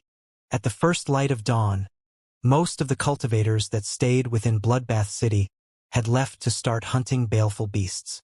Only a few people were like Chun Shi's group, moving along in a fixed group to head deeper into Bloody Mountain, or in other words, towards the direction of the end of the southern barbaric nether domain. When they left Bloodbath City, Chun Shi finally saw that 30-plus cultivators that emitted formidable auras were heading out of the city. According to Du Qingxi, these cultivators were all at the Violet Palace realm. They not only came from the Dragon Lake City's 8 great sects, 3 great institutions, and 6 great clans. There were still some other Violet Palace realm experts that came from other cities in the Southern Territory. The experts here could be considered to be as numerous as the clouds. Su Jiao and Cong Bin were within the group as well, and beside the two of them were a few extremely conspicuous young men and young women with formidable auras and indifferent gazes. Grouping up already? Before Chun Shi could even react from his shock, a sound of hearty laughter echoed out, and a few young men and girls that were in high spirits and wore different clothes walked over from the faraway group of people. Brother Duanmu, Brother Song, Miss Du, you've all come as well. The black-clothed young man in the lead smiled happily. After a brief exchange, Chun Shi found out that this black-clothed young man was called Chai Letian and was from one of the 8 great sects of Dragon Lake City, Starnet Palace. This person was tall and handsome, with a scar on his left cheek. However, not only was it not hideous, it instead added a masculine and rough disposition to him. The 3 men and 1 woman beside Chai Letian were instead from the 3 great institutions of Dragon Lake City, and their status wasn't inferior to Chai Letian in the slightest. They were respectively Yu Haobai of Myriad Cloud Institution, Du Quan and Du Kue of Windsor Institution, and Murong Wei of Azurewood Institution. Yu Haobai was a handsome youth that was rather delicate, being both refined and outstanding. Du Quan and Du Kue were a pair of twins, both of them tall and stalwart with extremely stiff and reserved dispositions. Murong Wei was the only female amongst them. She had a beautiful and gentle disposition, like a valley orchid that was delicate and attractive, causing one to be unable to help but want to protect her. These 5 people had obviously achieved some sort of understanding, and they all followed the lead of Chai Letian. Chai Letian seemed to have a good relationship with Du Qingxi, and when faced with Chai Lishan's small talk, Du Qingxi, who had a disposition that was chilly like snow, couldn't help but reveal a trace of a rare smile. Chun Shi noticed that the slight smile that hung on the corners of Duanmu Zhe's mouth vanished when he saw Chai Letian and Du Qingxi happily chatting, and Duanmu Zhe's eyes vaguely revealed a trace of vigilance. Oh, little Ziz is actually really pitiable, chasing after Su Jiao, yet there's a formidable rival like Cong Bin, chasing after Du Qingxi, yet Chai Letian has appeared again. Truly a helpless situation. A strand of fine voice transmission drilled into his ears. Chun Shi glanced over to see the indolent and slovenly Song Lin had suddenly appeared to stand by his side. He still had a drowsy look on his face, as if there was never a moment that he was wide awake. What do these people want to do? Chun Shi sent a voice transmission as well. Form an alliance, of course. Actually, if you were to carefully observe, you would be able to notice that even though Chai Lishan's group of 5 are from different powers of Dragon Lake City compared to Su Jiao, but they are from 2 completely different camps. Along with Song Lin's explanation, Chun Shi finally understood what was going on. The so-called 8 great sects, 3 great institutions, and 6 great clans of Dragon Lake City had extremely complicated relationships amongst each other and were divided into 2 camps.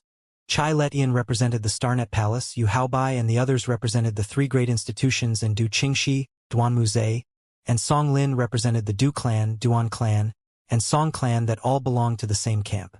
The powers that Su Jiao, Cong Bin, and the few young men and women represented all belonged to the other camp. This time, both camps had members who'd entered the southern barbaric nether domain, and for the sake of protecting their members from the other camp, moving in groups was undoubtedly the best choice. Actually, the relationship between these powers are still complicated. They are all colossi that have been inherited for nearly 10,000 years, after all. There are contentions and communications between them, and just thinking about their relationship would cause one's scalp to go numb from the complicated nature of their relationships. Song Lin yawned and said weakly, "But you only have to remember that Su Jiao and those people are our enemies." She was speechless. Unknowingly, he'd actually been divided into a camp, and he wondered if this was a good thing or a bad thing. Chai Ledian suddenly turned around and smiled as he gazed at Shi and said, "Could it be that this fellow Taoist is the Shi that defeated Li Huai yesterday?" Du Qingxi nodded. "Exactly. Not bad, not bad." Chai Ledian laughed heartily. Yet he turned around and continued chatting with Du Qingxi. From start to finish, he didn't give Shi a chance to talk. Obviously, Shi was only a dispensable existence in Chai Lishan's heart, and it was enough to just greet Shi and was not worth any further attention. Shi didn't think anything of this, but Duanmu was instead displeased and said with voice transmission, "You're able to stomach being disregarded by someone? It seems to not be so serious, right?" Shi said in surprise. Duanmu said with utter detest when he saw Shi remaining completely indifferent. When a man lives in this world, bearing and honor are ranked first. If a man has no honor, what difference would living be to death? As the old saying goes, men rest on their face just as trees rest on their bark. Shi was able to endure being disregarded, but he was truly unable to endure Duanmu chatter, and he interrupted. "You have enmity with Chai Letian? Absolutely irreconcilable." Duanmu replied with rage. "Why don't we join forces and kill him?" Duanmu face froze, and he suddenly jolted awake from that inexplicable manic state. Then his expression fluctuated between gloominess and indecision before finally saying in dejection, "That won't do. If I did this, then Du Qingxi will look down on me forever." As he spoke, he patted Shi on the shoulder. "Brother, thank you. When are you coming to Dragon Lake City? We brothers must surely have a good drink." Shi was flabbergasted, and he suddenly recalled what Song Lin had said earlier. Duanmu was indeed helpless when faced with this rival in love. Chai Letian. "Let's go." In the distance, Su Jiao waved her hand, then led the group of people by her side to flash towards the distance. She suddenly noticed that Li Huai was following behind Su Jiao's group. That fellow seemed to have been hiding within the crowd earlier. Now he turned around to look in this direction, and when he saw Shi's gaze, his expression instantly went extremely gloomy. "Let's go too." It was Chai Ledian who spoke, and looking at Du Qingxi's expression, it was obvious that she'd tacitly approved of his status as the leader. "Humph. I won't listen to the orders of anyone besides Qingxi. How about you, Shi?" Duanmu asked with a voice transmission. "Me?" Shi was stunned, then replied, "It doesn't matter." Duanmu patted Shi on the shoulder right away, then said, "All right, we'll act together from now on. As for Chai Letian, bah, isn't it just because he has an ancestor at the Nether Transformation realm? If it wasn't for this, he wouldn't even have a chance to lead the group." Shi rubbed his nose in helplessness towards Duanmu sudden actions that seemed as if they were old friends. But he wasn't opposed to it either. Crimson Flame mountain range was extremely vast, with numerous perilous peaks that seemed like sharp swords that stood there holding up the sky and towering into the clouds. Numerous low and violent beast roars could be vaguely heard sounding out in the distance. Crimson Flame mountain range was situated 5,000 kilometers from Bloodbath City and stood on a vast and sandy wasteland. It was a place that must be passed in order to head to the end of the southern barbaric nether domain. Not only was the number of baleful beasts here enormous, there were even numerous baleful beast leaders roaming about the depths of Crimson Flame mountain range. Within the innumerable years of the past, the disciples that participated in the southern barbaric nether domain trials were all warned by their seniors that they must absolutely not get close to Crimson Flame mountain range, so it became just like a dangerous forbidden area. If it was an ordinary trial, there would absolutely be no one that would enter here, but today was obviously not an ordinary time. Numerous figures suddenly appeared at the foot of the mountain. Then they instructed in a loud voice before leaping up successively as they made their way into the depths of the mountain range. Their speed could be said to be swift, but they still encountered wave after wave of baleful beast attacks. These baleful beasts came from all around the Crimson Flame mountain range with a fierce and savage imposing manner, seeming to want to protect their own territory as they fearlessly charged towards these cultivators. Numerous shrill cries and howls rose and fell, covering Crimson Flame mountain range with a terrifying atmosphere that caused one's heart to shake. That group of people quickly vanished deep within the mountain range. This is Crimson Flame mountain range? Not long after, Xianxia's group appeared at the foot of the mountain as well. As they raised their eyes to gaze at this incomparably enormous mountain range, the expression of everyone present was extremely serious. This is the last barrier to head to the end of the southern barbaric nether domain. Baleful beasts wreak havoc within and are unavoidable. We can only forcefully charge through.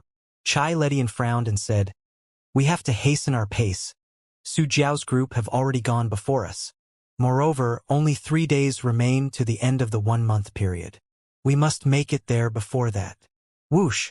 As soon as he finished, Chai Ledian was the first to leap out to head deep into the mountain range. When the others saw this, they all hurried to follow him. Du Qingxi was just intending to go as well, when she suddenly noticed Xianxia staring blankly on the spot and remaining unmoved, and she couldn't help but ask, "Xianxia, what's wrong?" Duanmu Zhe was extremely shocked as well. He then shook his head and casually patted Xianxia's shoulder. "Brother Chen, it's time to go." Xianxia's figure went stiff for a moment. Then he spoke vaguely as if he'd just awoken from a dream. "Oh, okay." No one noticed that a trace of a bright light silently slipped past Xianxia's gaze as he looked at the tall and imposing Crimson Flame mountain range.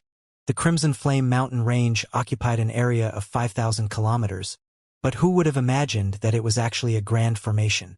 As they swiftly dashed within the Crimson Flame mountain range, Xianxia recalled what Jiyu had said earlier and couldn't help but exclaim in surprise. Earlier at the foot of the mountain, the reason he was staring blankly was that he was communicating with Jiyu.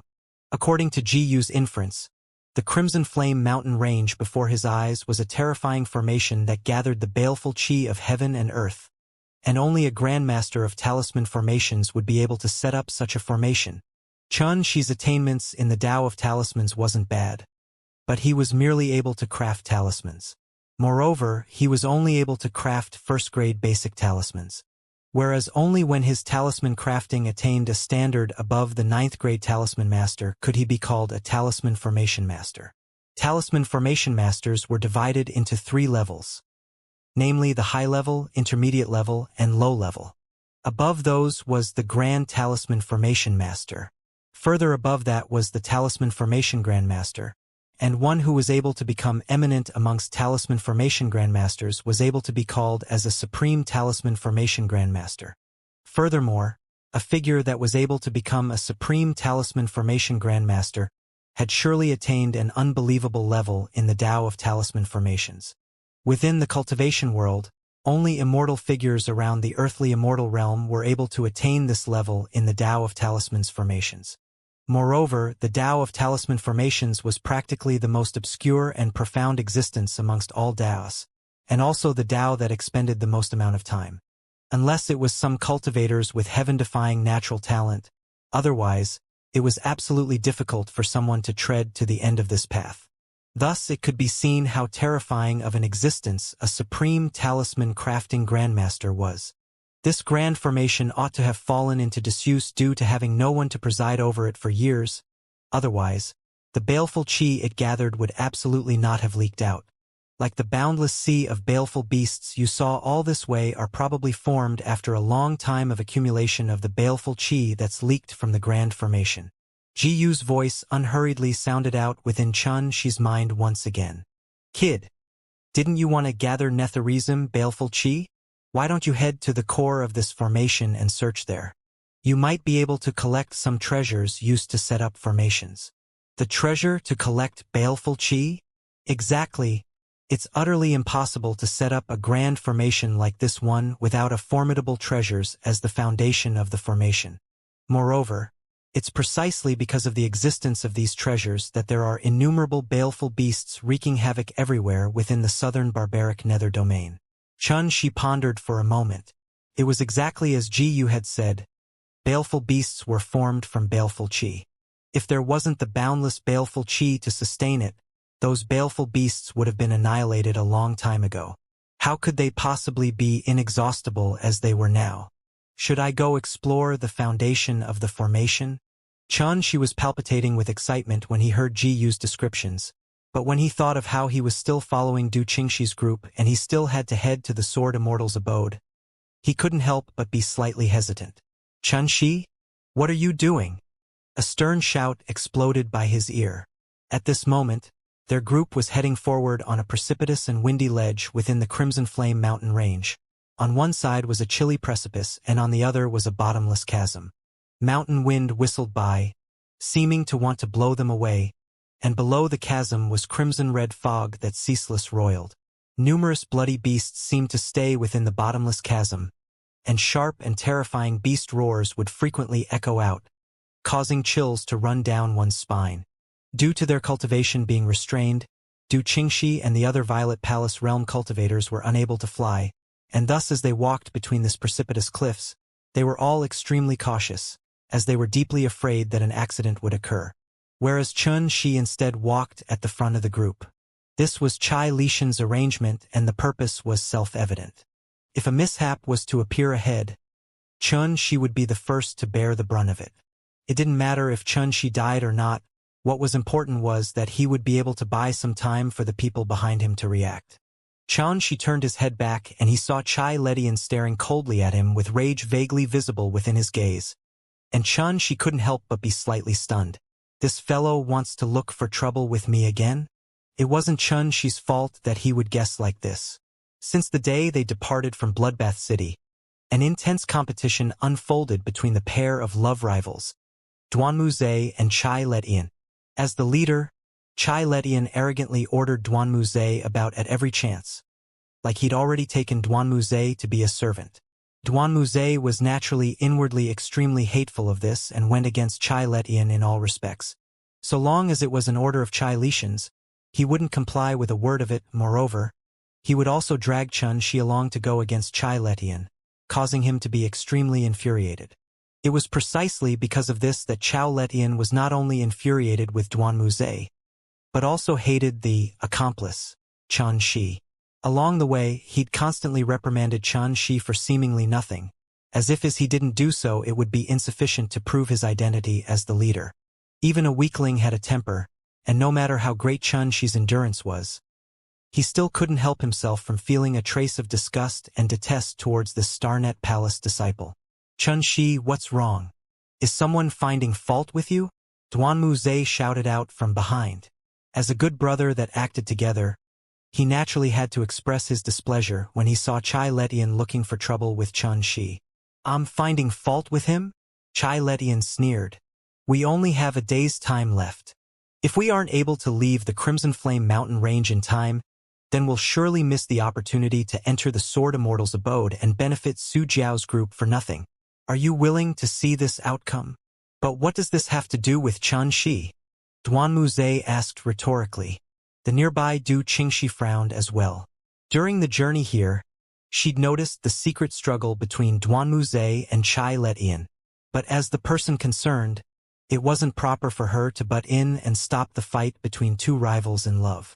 However, at this moment, when she saw Chai Ledian targeting Xianxia for no reason caused her to be unable to restrain herself from getting enraged. Could it be that everyone hasn't noticed that since Xianxia led the group, our speed has obviously slowed down significantly? This fellow is obviously delaying us intentionally, Chai Ledian said coldly. I even suspect now that he might be a spy sent over from Su Jiao's side to delay our pace, in order to hold us up and miss the opportunity to enter the Sword Immortal's abode. I'm delaying? I'm a spy?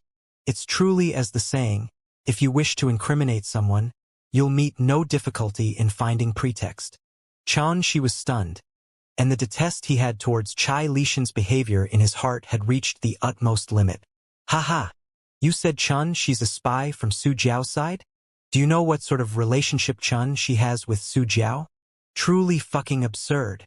When he heard this explanation, Duanmuze, who'd always been extremely caring about his bearing, couldn't help but swear. The one who asked Xianxia to lead was you, the one who said Xianxia's delaying the group is also you. Brother Chai, have you got something wrong? Du Qingxi's voice was chilly, and her words made no attempt to conceal her displeasure. Oh, looking for trouble with Xianxia again? Truly causing one to be unable to continue watching by. Song Lin opened his drowsy eyes, and a strand of cold light appeared within his pupils. You can't put it like that. Brother Chai is only thinking for the sake of everyone, as our target is the Sword Immortal's abode after all. If others enter it before us, I'm afraid it wouldn't be good for anyone, right? Humph. I and my brother support Brother Chai. According to my observation, that kid is obviously delaying. Yes, my brother is right. Everyone stop quarreling. Actually, Brother Chai is doing this for all our sakes. The myriad cloud institutions Yu Haobai, the Windsor institutions Du Quan and Du Kuei, and the Azurewood institutions Murong Wei all spoke out, but leaned towards Chai Lishan's side and supported him. Chai Letian never expected that only reprimanding Xianxia would actually cause such a situation to appear, and he couldn't help but think inwardly. Isn't this kid, Xianxia, an abject disciple from an impoverished family? Why would Du Qingxi's group of 3 be so protective of him? What should I do? If I compromise, then wouldn't it mean that I'm admitting that I was looking for trouble with Xianxia? That won't do. I absolutely can't compromise. All along the way here, this kid has gone against me with Duanmuze in all respects. I should use this opportunity. It would be better to eradicate this kid, and in no event will I let him off. As he thought up to here, Chai Letian rubbed the scar on his left cheek as killing intent flashed within his eyes. Then his right hand stretched out like lightning to suddenly grab onto the back of Xianxia's clothes. Then he swung his arm, directly tossing Xianxia into the nearby chasm. Xianxia completely never expected that Chai Letian would actually do this, and when he reacted to Chai Lishan's actions, his entire body had already been tossed out tens of meters away to be atop the chasm. His body was in midair and he had no place to push himself against, and could only watch on as he drifted down like a rag, falling down towards the chasm. Xianxia didn't exclaim in shock, nor did he shout.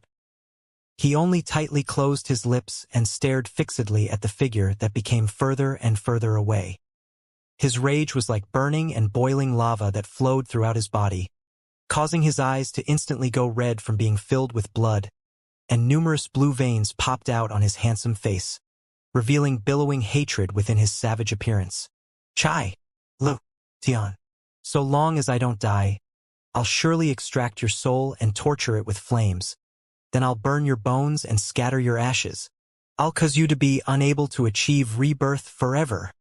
At the side of the precipice beside the chasm, the mountain winds were like howling dragons. It was deathly silent, and only the howls of the bitter mountain wind resounded in the air.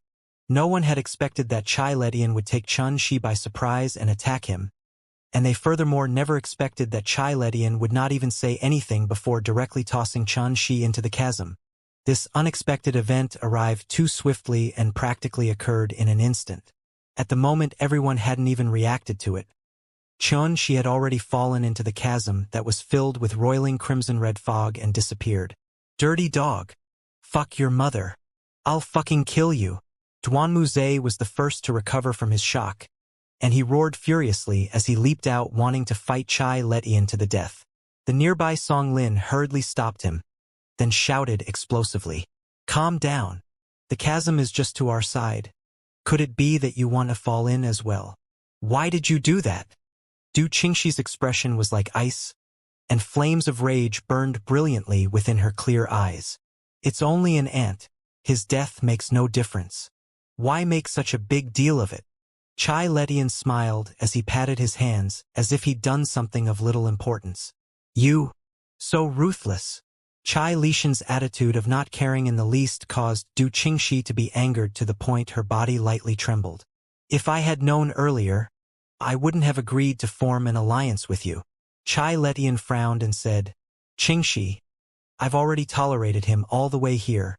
You want to have a falling out with me for the sake of an annoying little ant. His voice was low and vaguely carried a trace intimidation. Du Qingxi's expression froze and a wisp of powerlessness and dejection poured out from her eyes.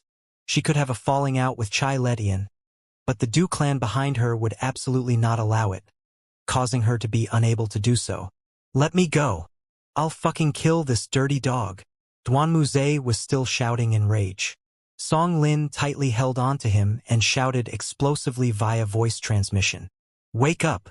Do you want to bring a disaster to your Duanmu clan? That Chai Ledian is nothing to worry about, but the Nether Transformation Realm ancestor behind him is someone that our clans are absolutely unable to go against. Could it be that we're going to just let it go at that? Duanmu muttered in dejection. A wisp of inexplicable bitterness surged at the corners of Song Lin's mouth. What else can we do? We can only hope that Xianxia can survive. Don't forget that he's also a formidable body refiner. Even if he has nowhere to push himself against and save himself, but falling down the chasm might not be lethal.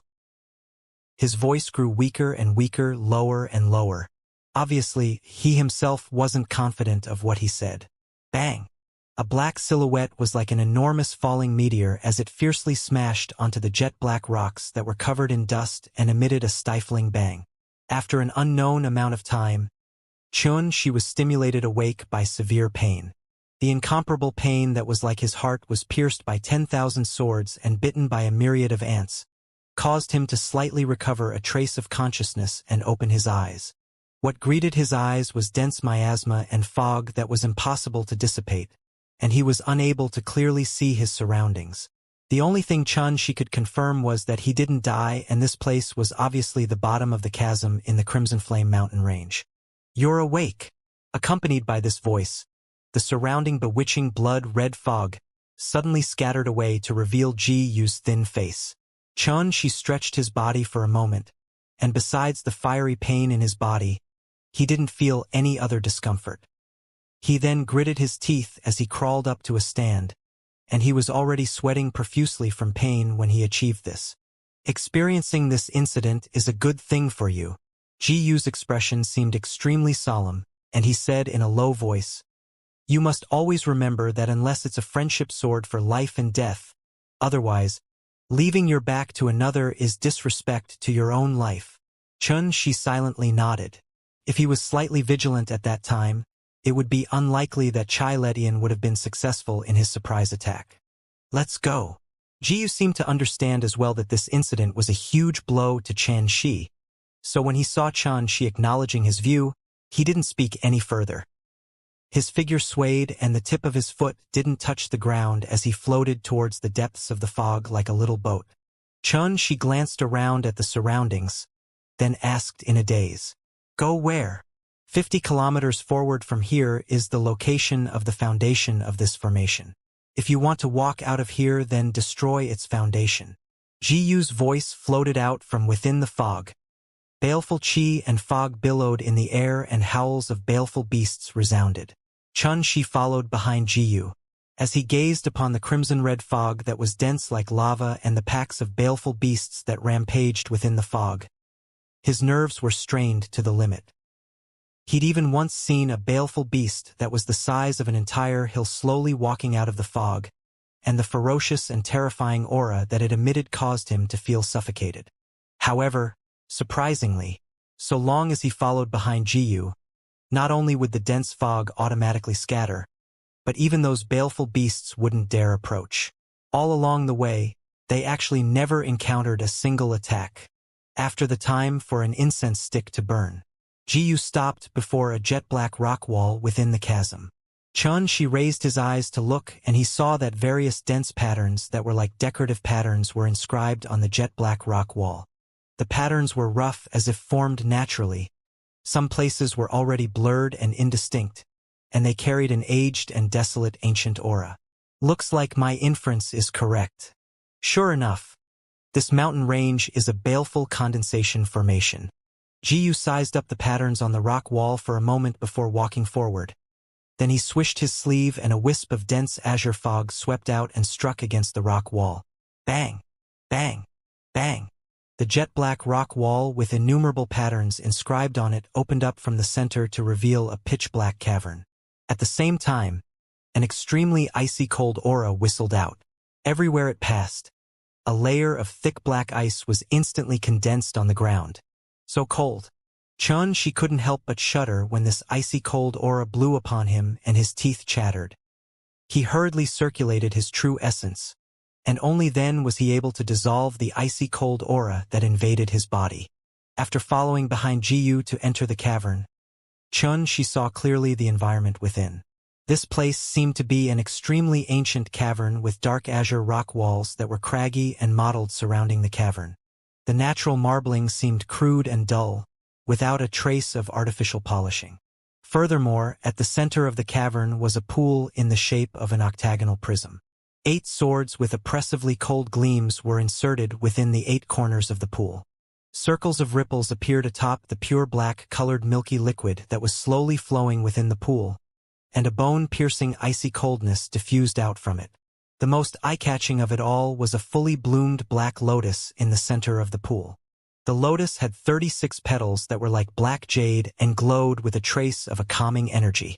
Jiyu walked around the side of the pool, then shook his head and sighed. There are baleful chi drawing swords, a baleful chi condensing lotus, and an 8 containment bottle to hold the baleful chi.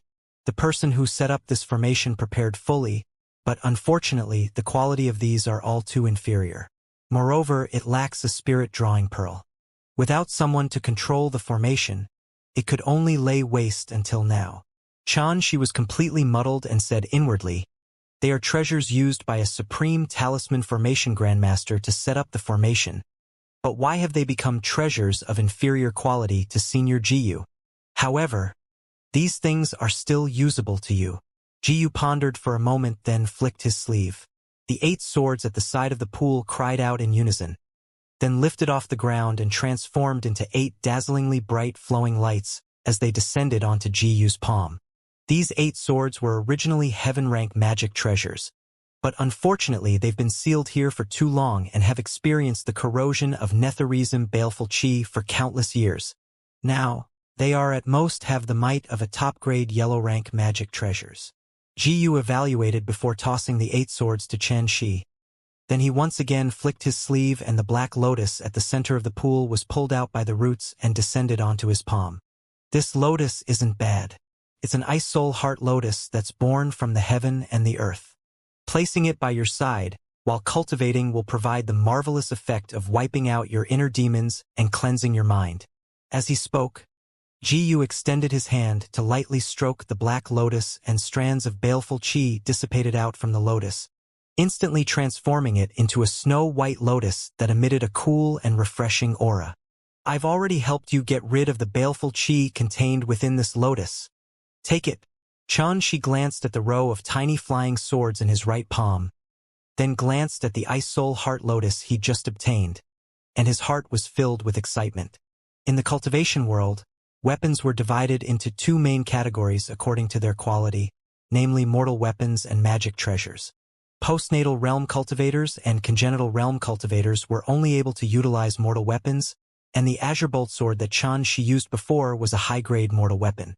Only after developing his Violet Palace and establishing his Dao Foundation would he be able to control a magic treasure. Magic treasures were divided into 4 ranks, namely the Yellow rank, Profound rank, Earth rank, and Heaven rank. Every rank was further divided into 4 grades, namely the low grade, intermediate grade, high grade, and top grade. Furthermore, above magic treasures were immortal artifacts.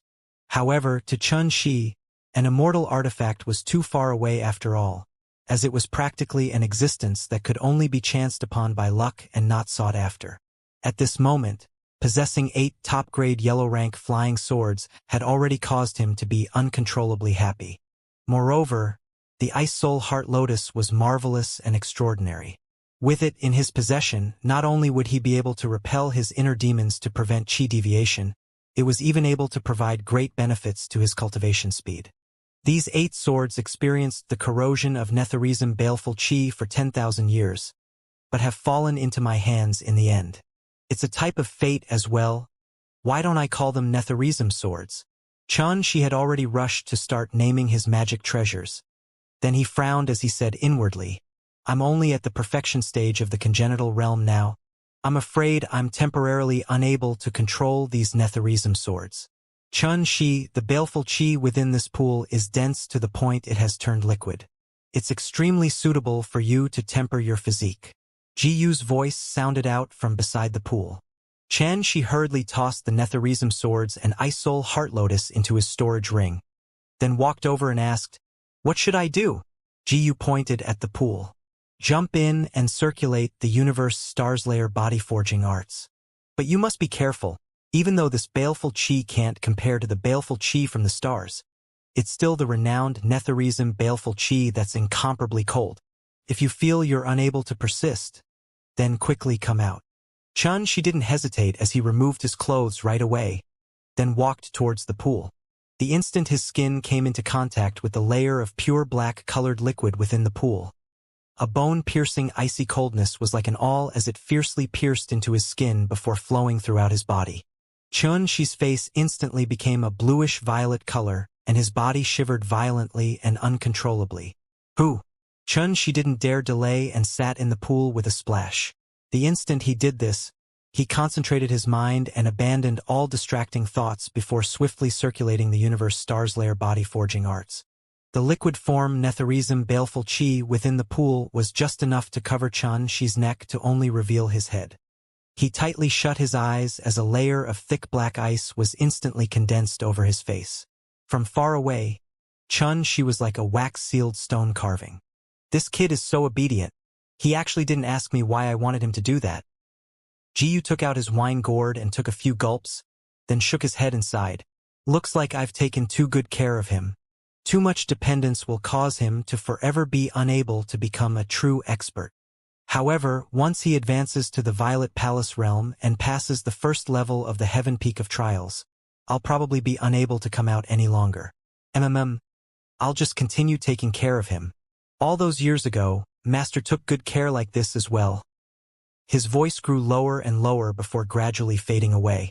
Jiyu seemed to have recalled some past event that he couldn't bear to look back onto, and a wisp of sorrow that was dense to the point it couldn't be dispelled appeared within his eyes that had experienced many vicissitudes of life.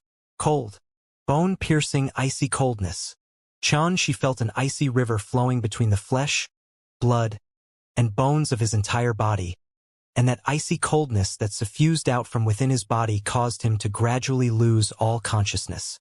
However, his soul still maintained extreme lucidity and calmness, as he systematically circulated his mental cultivation method to slowly absorb drop after drop of the terrifying Netherism baleful chi, using this to temper the skin, bones, flesh, and muscles. Compared to the pain that the baleful chi of the stars brought to him, the icy cold feeling caused by this Netherism baleful chi was instead much less of a burden to Xianxia. Currently, Xianxia's cultivation in body refinement had already broken through to the congenital realm a long time ago. At this moment, continuing to cultivate intently with the help of the Netherism baleful chi caused his cultivation to advance at a noticeable speed. 3 days later, a wave of cracking sounds from something shattering into tiny pieces suddenly sounded out within the quiet cavern. Xianxia stood up within the pool as the thick layer of black ice that had condensed atop his skin shattered piece by piece and trickled down like powder, revealing a formidable physique with perfect and masculine lines, like a masterpiece that was chiseled out by the hand of a god and was full of an enchanting luster. Swoosh! Xianxia stretched his muscles and felt the vital energy within his entire body was boiling, seeming as if he could lift a mountain with a raise of his hand. Moreover, numerous faint black patterns were vaguely visible on his backbone and seemed to be extremely mysterious. Jiyu lay on the rattan chair as his gaze swept Xianxia's back and he said indifferently, "Veins of shaman markings have appeared on his back. Looks like his body refinement cultivation has advanced to the perfection stage of the congenital realm." Perfection stage of the congenital realm in body refinement. Xianxia was stunned speechless. "I've attained the perfection stage of the congenital realm in body refinement within 3 days?" Xianxia had never considered himself to be a cultivation genius, but this body refinement cultivation speed still startled him. If he were to carefully count it, he'd only refined his body for not even half a year and he'd already advanced to the perfection stage of the congenital realm from the postnatal realm in one go. This speed was something even he was nearly unable to believe. Are you extremely shocked? You're cultivating the universe Starslayer body forging arts my master passed down, and further possessed an enormous amount of Netherism baleful chi to support your cultivating. A speed like this can only be considered as normal. Jiyu said indifferently, work hard. Compared to those true geniuses, this cultivation speed of yours is extremely terrible. Most importantly, you've already wasted 16 years of time. Xianxia's excited mood calmed down significantly as the facts were exactly like Jiyu had said. Since he was young, although he'd always received the teachings of his grandfather and cultivated the Violet Sky Arts Chi refinement cultivation technique passed down in his clan, he lacked the support of spirit pills and spirit stones, causing the advancement of his cultivation to be extremely slow. Moreover, 4 years ago, due to needing to bring home the bacon, he even took on the heavy responsibility of becoming the breadwinner of the family and became a talisman crafting apprentice, causing the time he spent on cultivating to become even less. Compared to the disciples of clans that concentrated on cultivating since a young age, he was extremely far behind. Just like Li Huai, who was of similar age to Xianxia, but had now already attained a Violet Palace realm cultivation. The reason lay at Li Huai possessing countless resources of every type. He utterly didn't have to labor for the sake of survival. Thank you, Senior, for your timely warning. Xianxia's expression was solemn, and staunchness and seriousness filled the space between his brows.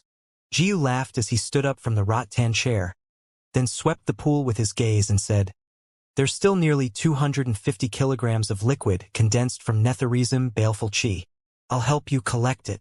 He stuck out his palm as he spoke, and the entire octagonal prism-shaped pool fiercely roiled. Then a black light flashed, and the pool had already transformed into an octagonal containment bottle that seemed to be made of black jade. Actually, this pool is an octagonal containment bottle. The cultivator who set up this formation first used the baleful chi drawing swords to connect with the baleful chi of heaven and earth, then used the Isol Heart Lotus to cultivate the baleful chi, and in the end they were gathered within the octagonal containment bottle. This pool of Netherism baleful chi was only formed after 10,000 years of time.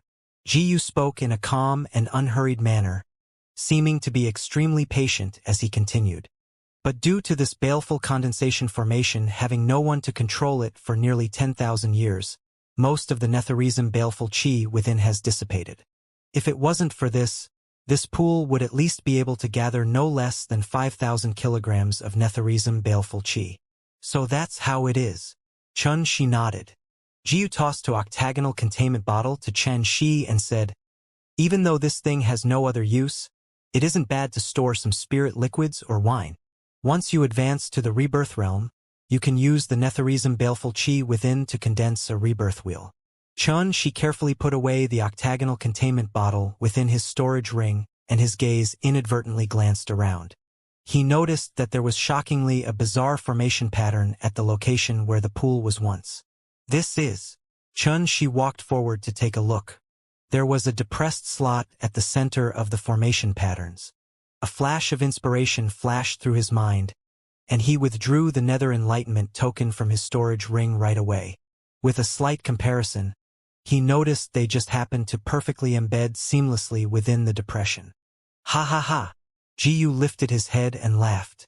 Exactly. It's precisely the teleportation formation that heads to the Sword Immortal's abode. I noticed something was fishy when I entered here earlier.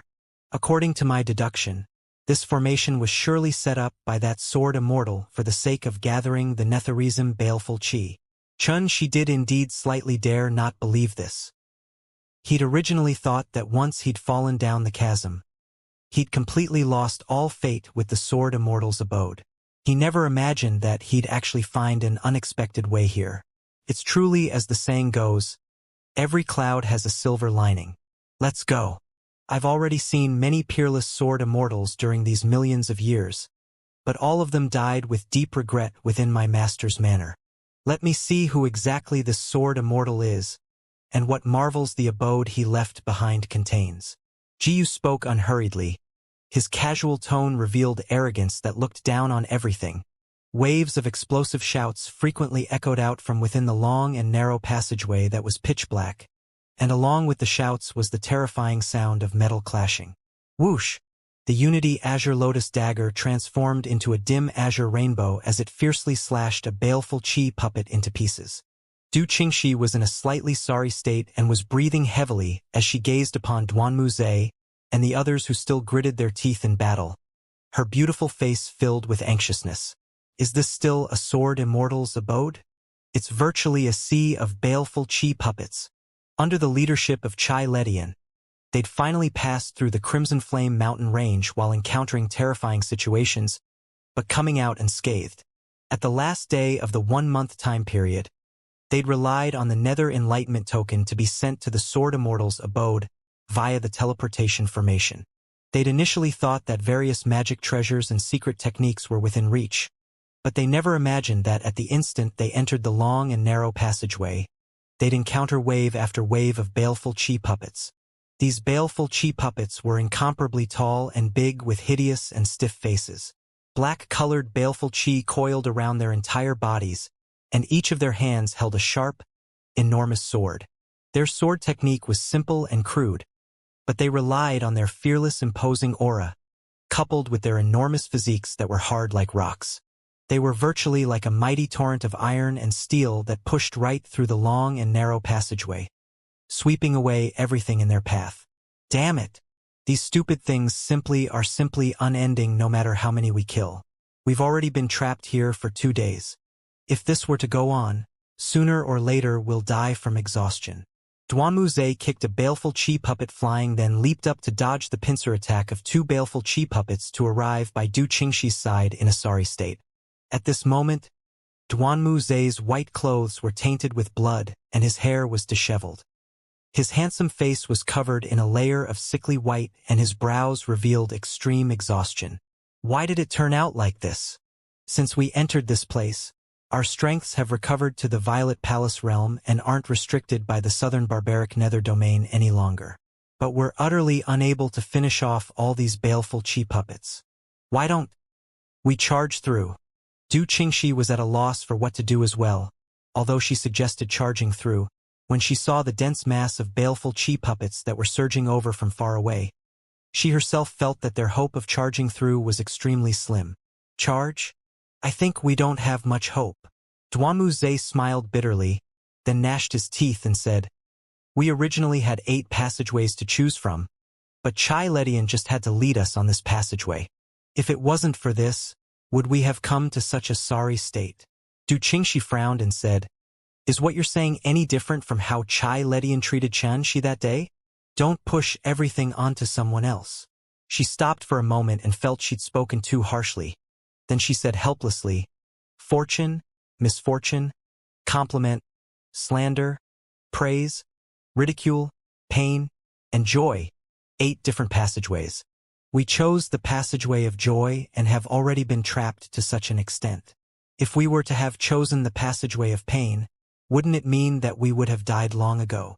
Duanmu Zhe sneered. I just feel that Chai Ledian was extremely ridiculous.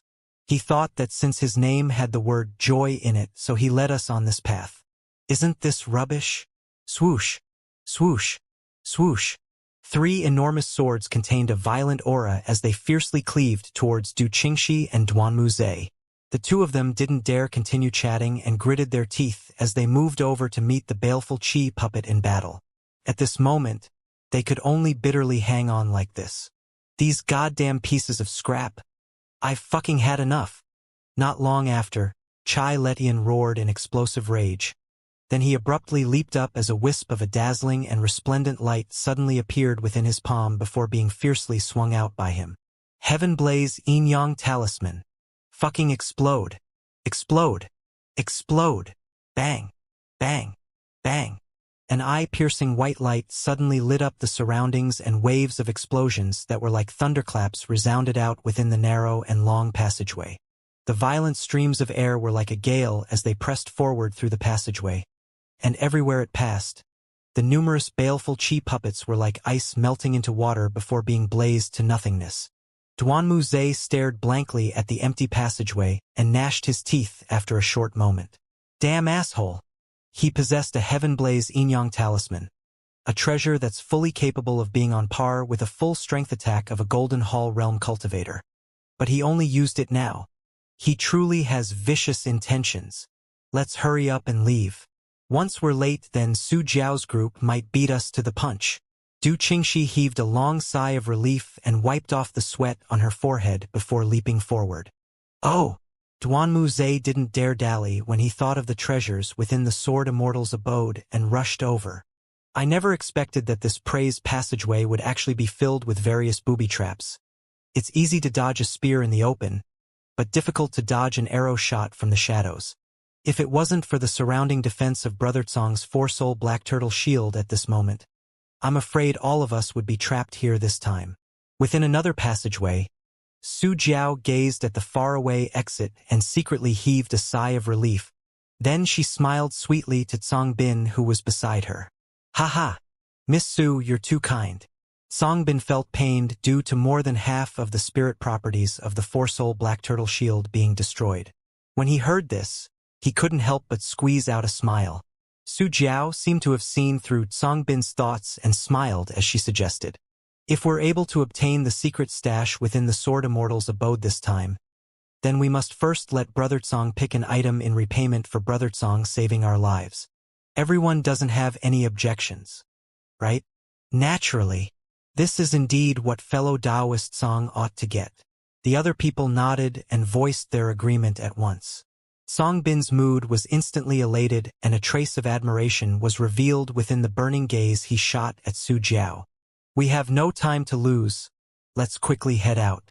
We mustn't let the others beat us to the punch."